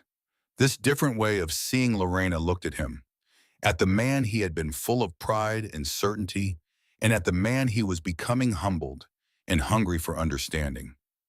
Yes, she said, it can be learned, but it requires something that most people find difficult. What? Admitting that you do not already know everything. Ashford laughed, a short, bitter sound. I think we have all learned that lesson, he said, whether we wanted to or not. The weeks passed, the work continued, and slowly, almost imperceptibly, the relationship between the town and the cliff began to change. At first, the people of Redemption saw Lorena as their savior, but also as their judge. They came to her for food with their heads bowed, ashamed of their need and resentful of their dependence. They worked under her direction because they had no choice, not because they believed in what they were building. But as the cistern took shape, as the new terraces rose along the cliff face, as the path to the clifftop widened and improved, something shifted in the collective consciousness of the town. They began to see themselves not as charity cases, but as partners in a shared enterprise. They began to take pride in the work of their hands, in the calluses, in the sore muscles, in the visible evidence of their effort. They began to believe that they might actually survive. Gideon Falk, the blacksmith, who had been the first to believe in Lorena's vision, worked day and night to keep the tools sharp and the equipment functional. His forge, which had been cold and silent for months, now glowed with fire again, the sound of his hammer ringing across the valley like a heartbeat. He made new tools to replace the ones that broke under heavy use. He repaired the winch mechanism when it began to show signs of wear. He fashioned brackets and hinges and hardware for the expanding operation on the cliff. And he watched Lorena with eyes that held something more than professional respect. She saw it, of course. Saw the way he looked at her when he thought she was not watching. Saw the care he put into every tool he made for her, the extra attention to detail that went beyond mere craftsmanship. She was not ready to think about such things. Not yet. The wound of Josiah's death was still too fresh, the demands of survival too pressing. But she filed the observation away, a possibility to be considered when there was time for possibilities. For now, there was only the work. Spring came late that year, creeping into the valley on hesitant feet, as if uncertain of its welcome. The sky remained clear. The rain did not come, but the days grew longer and warmer, and the brutal cold of winter slowly released its grip on the land. In the valley below, the scars of the disaster were everywhere visible. Abandoned houses with broken windows, fields that had reverted to weeds and scrub. The carcasses of animals reduced now to scattered bones that gleamed white in the spring sunshine. But at the base of Sentinel's Bluff, something remarkable had taken shape. The cistern was finished, a massive excavation lined with carefully fitted stone, capable of holding tens of thousands of gallons of water when the rains finally came. Channels had been dug to direct runoff from the cliff face into the reservoir. A system of gates and valves fashioned by Gideon Falk from scavenged metal would allow the water to be distributed as needed. Above the cistern, the new terraces rose in neat steps up the cliff face. Soil had been hauled and spread and enriched with compost from the communal gardens. Seeds had been planted, precious seeds that Lorena had held back from her own stores and that the townspeople had contributed from their dwindling supplies. The path to the cliff top had been widened and improved with sturdy railings and cut steps that made the climb safer and easier. More animals had been brought up.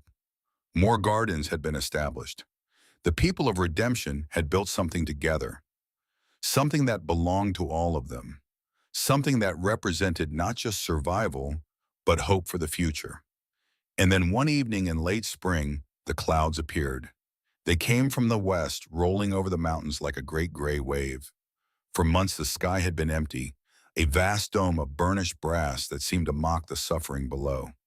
Now suddenly it was full of clouds, full of moisture, full of promise. The first drops fell just before sunset, big fat drops that splattered on the dry ground and raised puffs of dust before being absorbed by the thirsty earth. Then more drops, then more. Then a steady rain that built and built until it was falling in sheets, in torrents, in a deluge that seemed determined to make up for all the months of absence in a single night. The people of Redemption stood in the rain and lifted their faces to the sky and wept. They wept with relief and joy and gratitude. They wept for the suffering they had endured and for the miracle they had been granted. They wept because they were alive against all odds and because the world had finally remembered to be kind.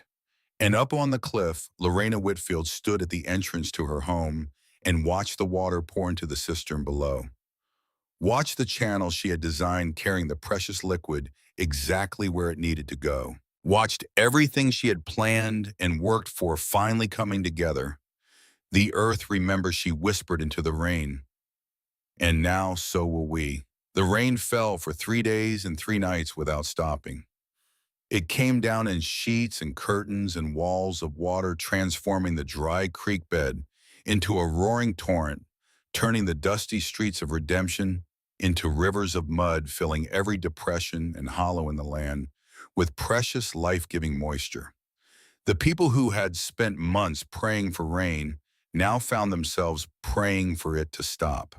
The ground, baked hard by months of drought, could not absorb water fast enough. It ran off in streams and rivulets, carrying topsoil with it, threatening to undo in days what nature had built over centuries. But at the base of Sentinel's Bluff, the system that Lorena had designed held firm. The terraces she had built caught the water as it cascaded down the cliff face, slowing its descent, allowing it to soak into the soil rather than scouring it away. The channel she had carved directed the overflow into the great cistern below, where it collected in an ever-deepening pool of brown, muddy, beautiful water. By the time the rain finally stopped, the cistern was nearly full.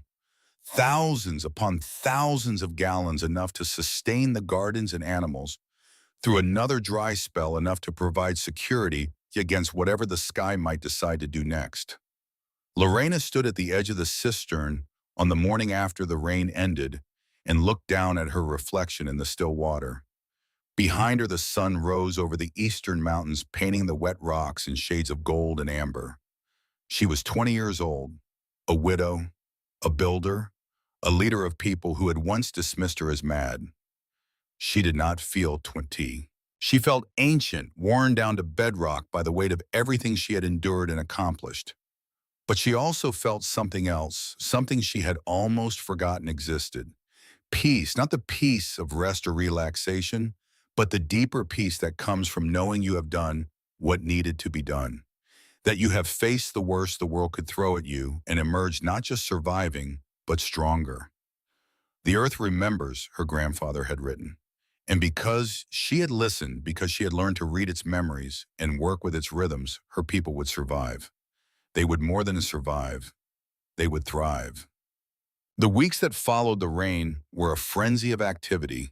Seeds that had been hoarded through the long winter were now planted in the softened earth. Every terrace on the cliff face became a garden, every patch of level ground a potential source of food. The people of redemption who had learned through bitter experience the cost of complacency threw themselves into the work with desperate energy. They planted corn and wheat and barley in the valley, fields crops that had failed so spectacularly the year before. But this time they did it differently. Following Lorena's instructions, they contoured the land to prevent erosion, dug irrigation channels fed by the cistern, created windbreaks and shade structures to protect tender seedlings from the harsh Arizona sun. They planted vegetables on the terraces, taking advantage of the thermal mass of the cliff and the careful irrigation system that Lorena had designed. They expanded the orcharding on the clifftop, adding more fruit trees and berry bushes that would provide food for years to come. And they worked on the infrastructure that would sustain them through future crises. More cisterns were dug, smaller ones scattered throughout the valley to capture runoff from local hills. Root cellars were excavated, cool underground spaces where vegetables could be stored through the hottest months. Smokehouses were built for preserving meat, and drying racks were constructed for fruits and vegetables. The town of Redemption was being rebuilt from the foundation up. Not just the physical structures, though those were being repaired and improved as well. The entire philosophy of the community was changing, shifting from the blind optimism that had nearly destroyed them to a more cautious, prepared approach to life. Lorena was at the center of it all. She taught and supervised and planned and directed, drawing on the knowledge her grandfather had accumulated and the practical experience she had gained through her own struggles.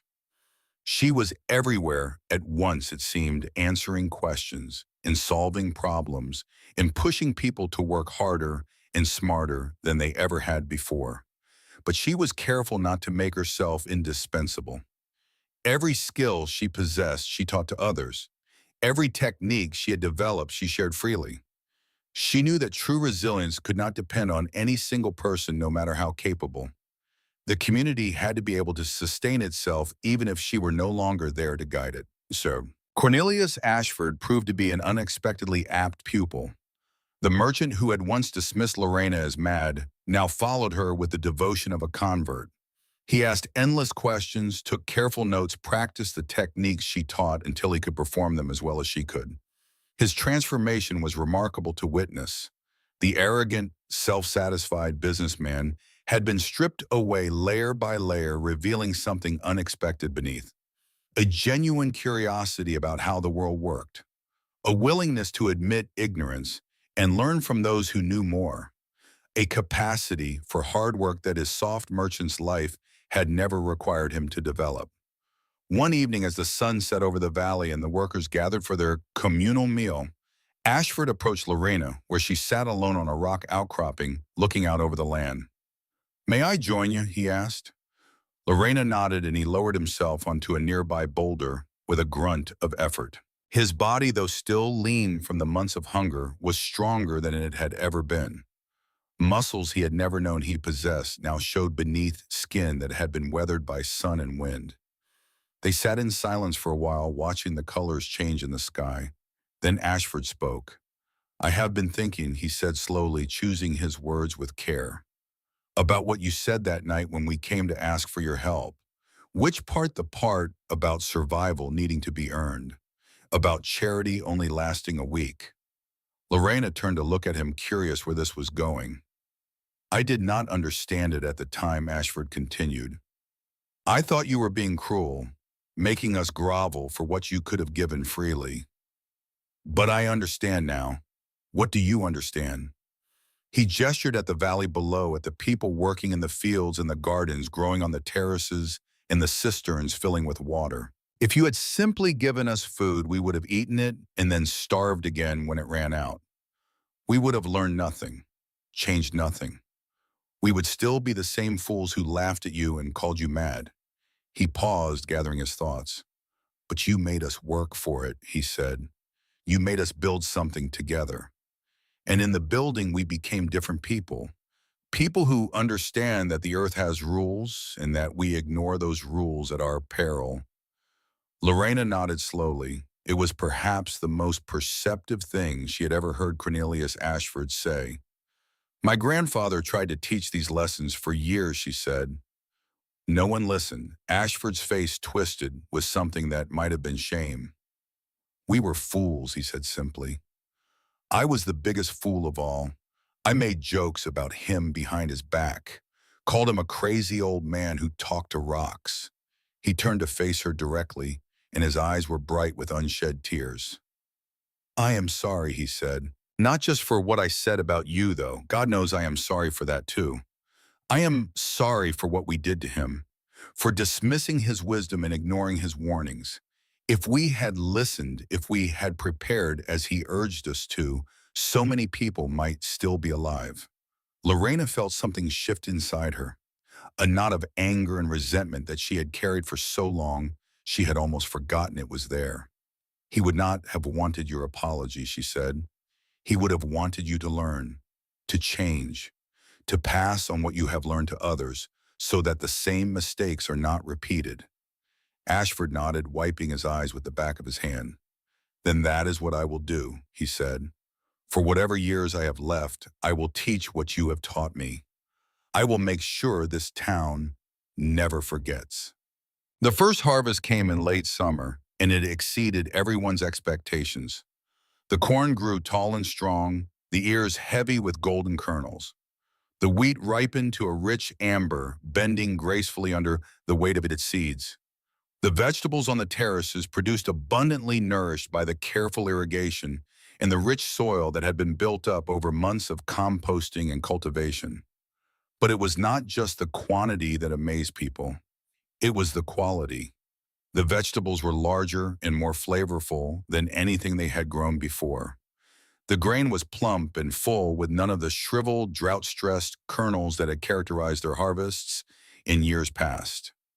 Even the fruit trees, though still too young to bear a full crop, produced a handful of apples and peaches that were sweeter and juicier than any the old-timers could remember. The difference was the system. The terraces and cisterns and irrigation channels that Lorena had designed did more than just capture and distribute water. They created a microclimate, a protected environment where plants could thrive, even when conditions in the surrounding area were harsh. The cliff face itself played a role. Its massive bulk absorbed heat during the day and radiated it back at night, moderating temperature extremes. Its overhanging portions provided shade during the hottest hours, protecting delicate seedlings from the brutal afternoon sun. Its natural drainage patterns directed water to where it was needed most. Lorena's grandfather had understood all of this. He had seen the potential in what everyone else dismissed as a worthless piece of rock. He had spent years studying and documenting, preparing for a future he would never live to see. And now his granddaughter was bringing that future to life. The Harvest Festival that year was unlike anything Redemption had ever experienced. In the past, such celebrations had been modest affairs. A few speeches, a communal meal, perhaps some music and dancing if people were in the mood. The focus had always been on giving thanks to Guri for the bounty of the earth, with little attention paid to the human effort that had made the bounty possible. This year was different. The entire town gathered at the base of Sentinel's Bluff in the cleared area that had become the de facto center of the community. Tables were set up in long rows laden with the fruits of their collective labor, corn and wheat and vegetables of every description. Bread baked from flour ground on the new mill that Gideon Falk had built. Cheese and butter from the dairy animals that had multiplied on the cliff top. Meat from the livestock that had thrived on the improved pastures. It was a feast.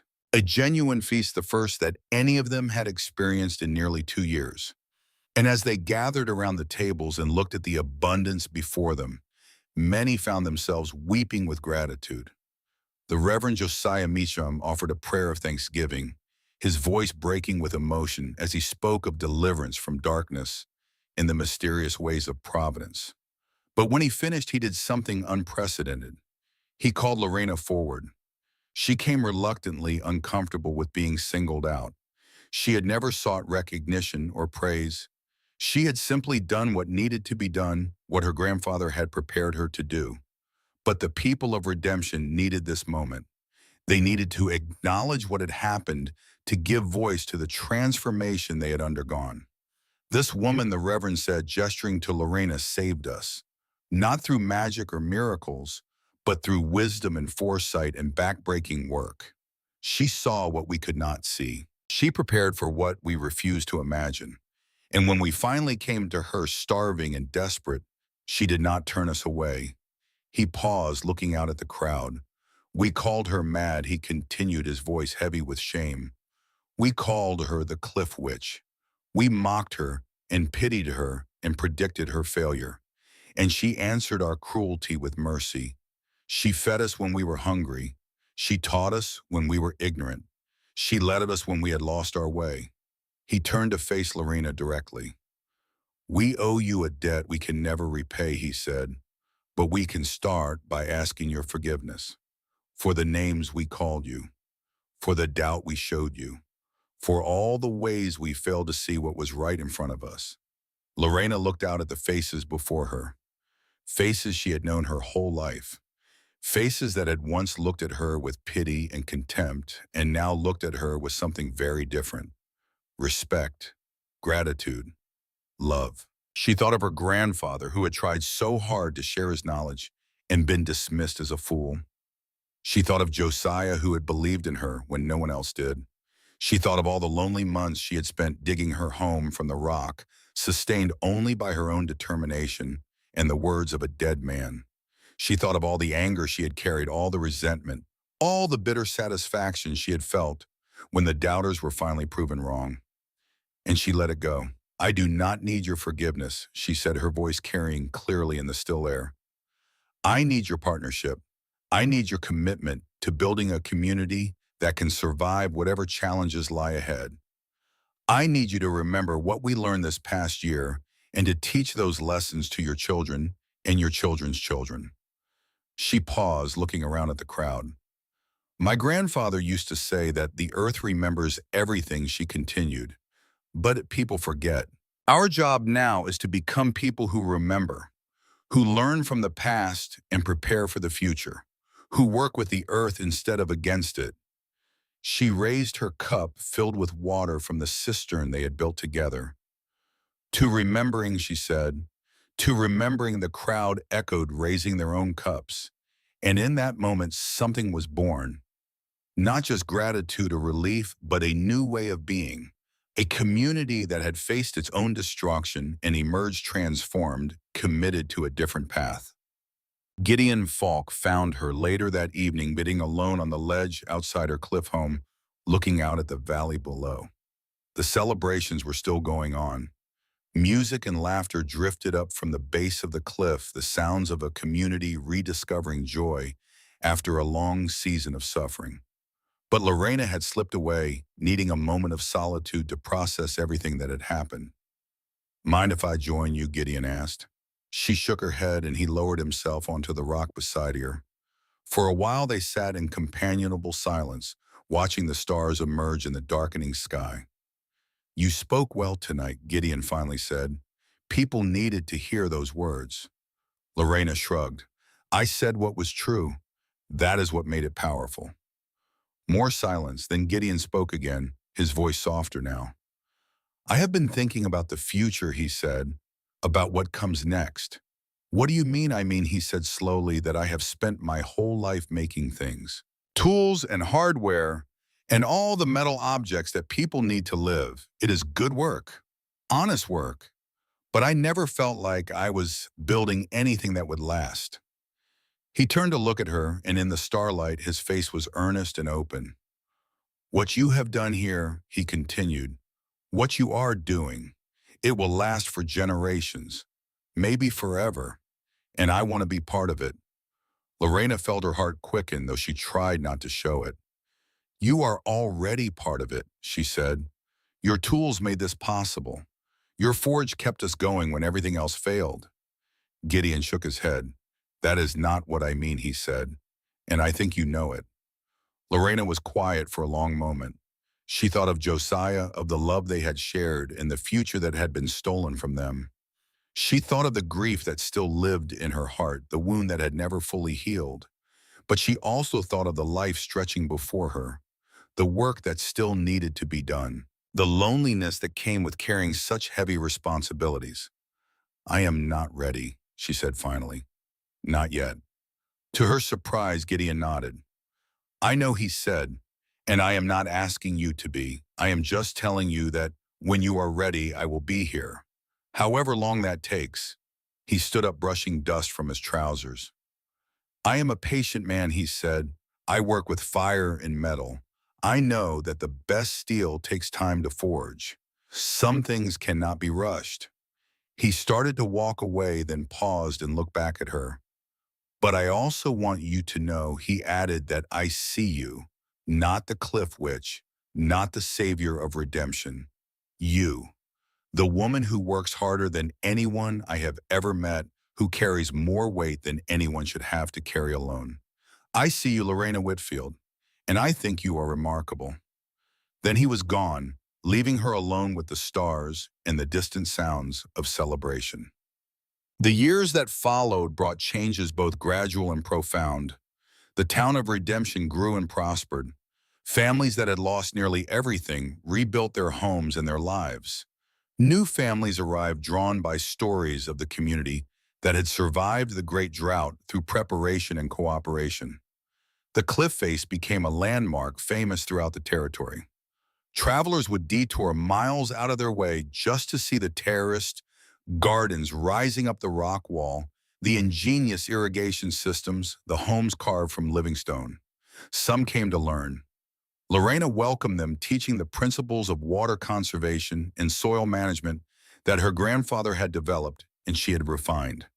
Students arrived from agricultural colleges in the East, taking notes and asking questions, and marveling at what a 19-year-old widow had accomplished with nothing but determination and wisdom.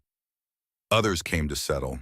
The reputation of Redemption as a community that knew how to survive hard times attracted pioneers looking for a place where their skills and labor would be valued. The population grew, and with it the network of cisterns and terraces expanded up and down the valley. Cornelius Ashford, true to his word, became the community's historian and educator. He compiled Ezekiel Pardo's notes into a book that was taught in the newly expanded school, ensuring that future generations would understand the principles that had saved their predecessors.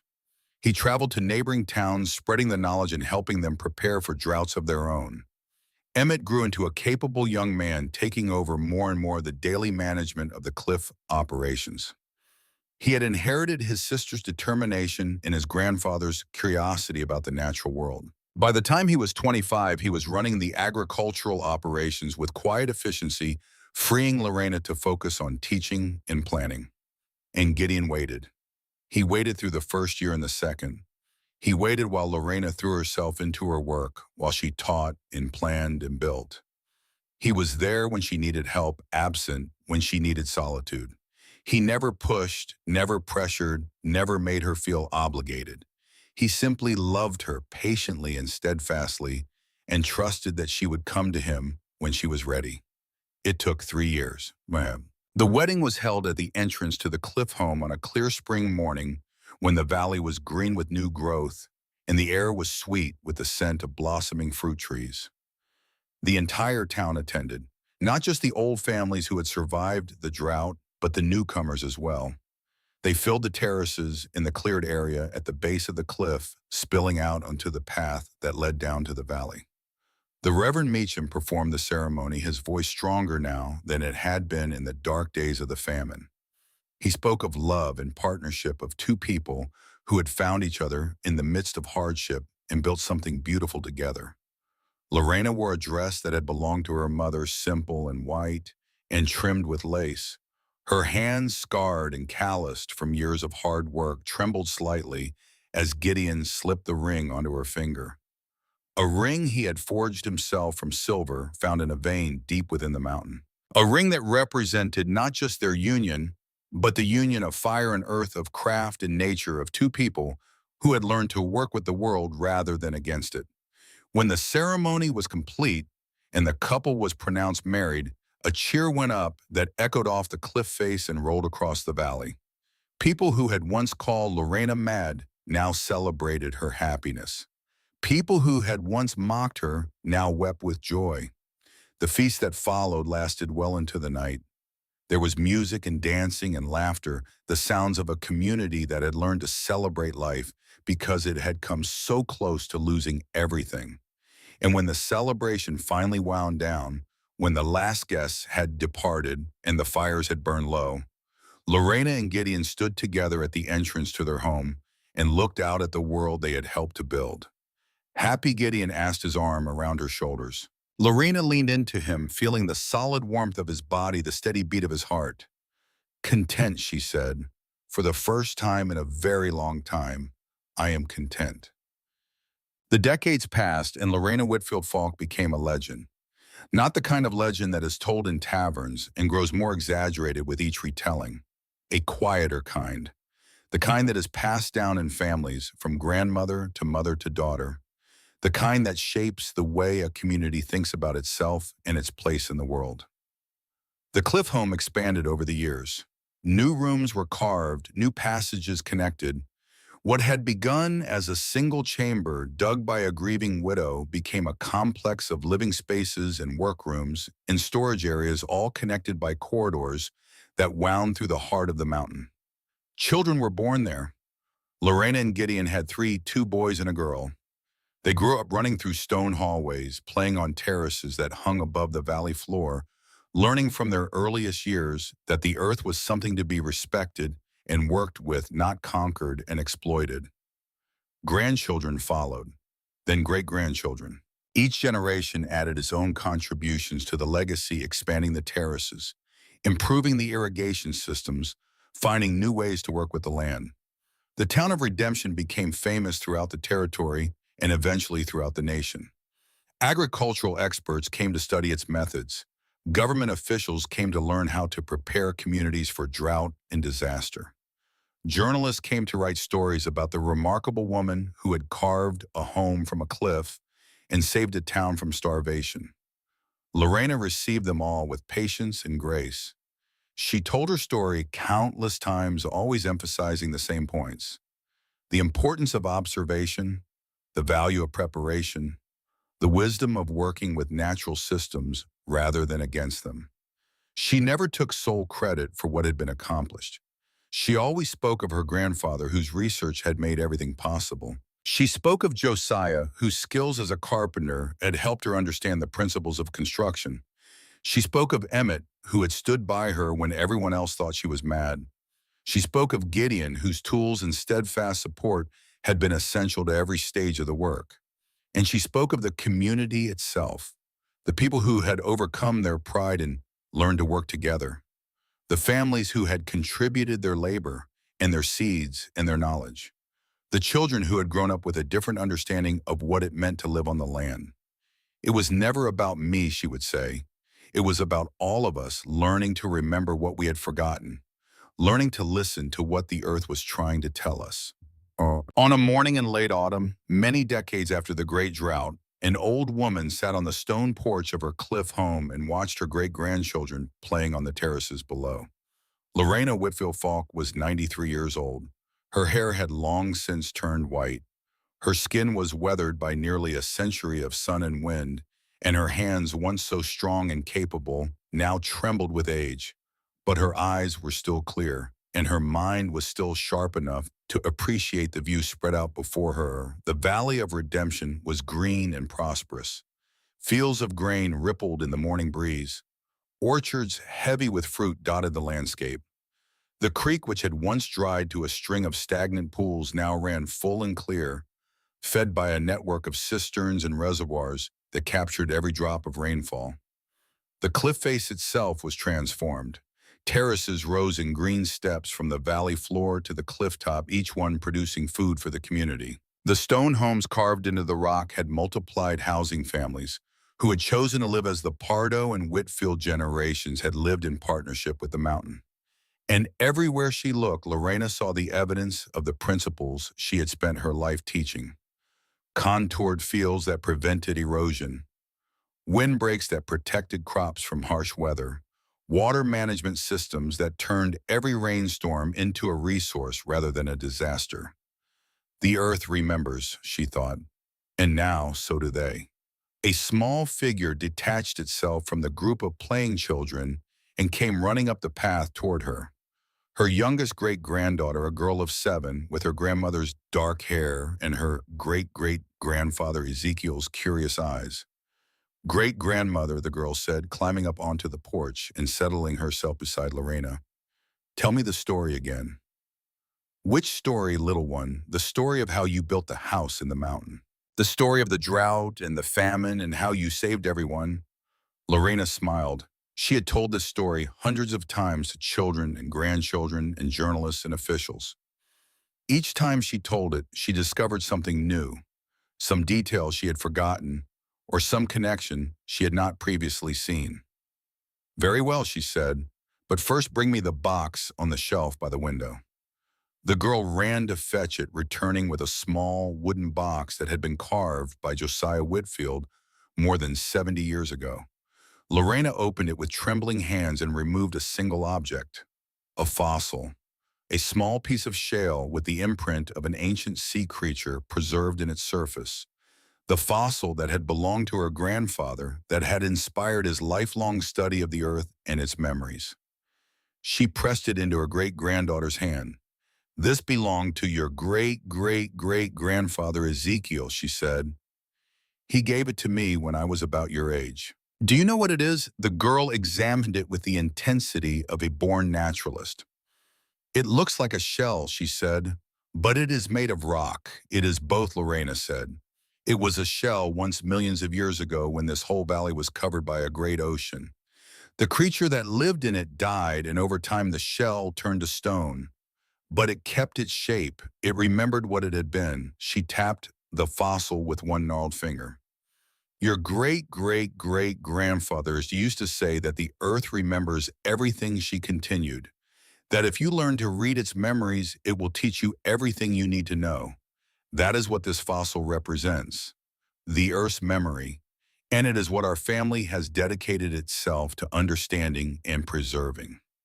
The girl turned the fossil over in her hands, her young face serious with concentration. Will you teach me, she asked. Teach me to read the earth's memories. Lorena felt tears prick at her eyes. Tears of joy and gratitude and the bittersweet knowledge that her time was growing short. Yes, she said, I will teach you everything I know. And when I am gone, you will teach others, and they will teach others after them. And the memory will never be lost. She looked out at the valley one more time at the community her struggle had helped to build, at the green and growing evidence that wisdom once learned could be passed down through generations. The earth remembers, she said, softly, speaking now to herself as much as to her great-granddaughter. And because of what we have built here, because of what we have learned, our people will remember too. The little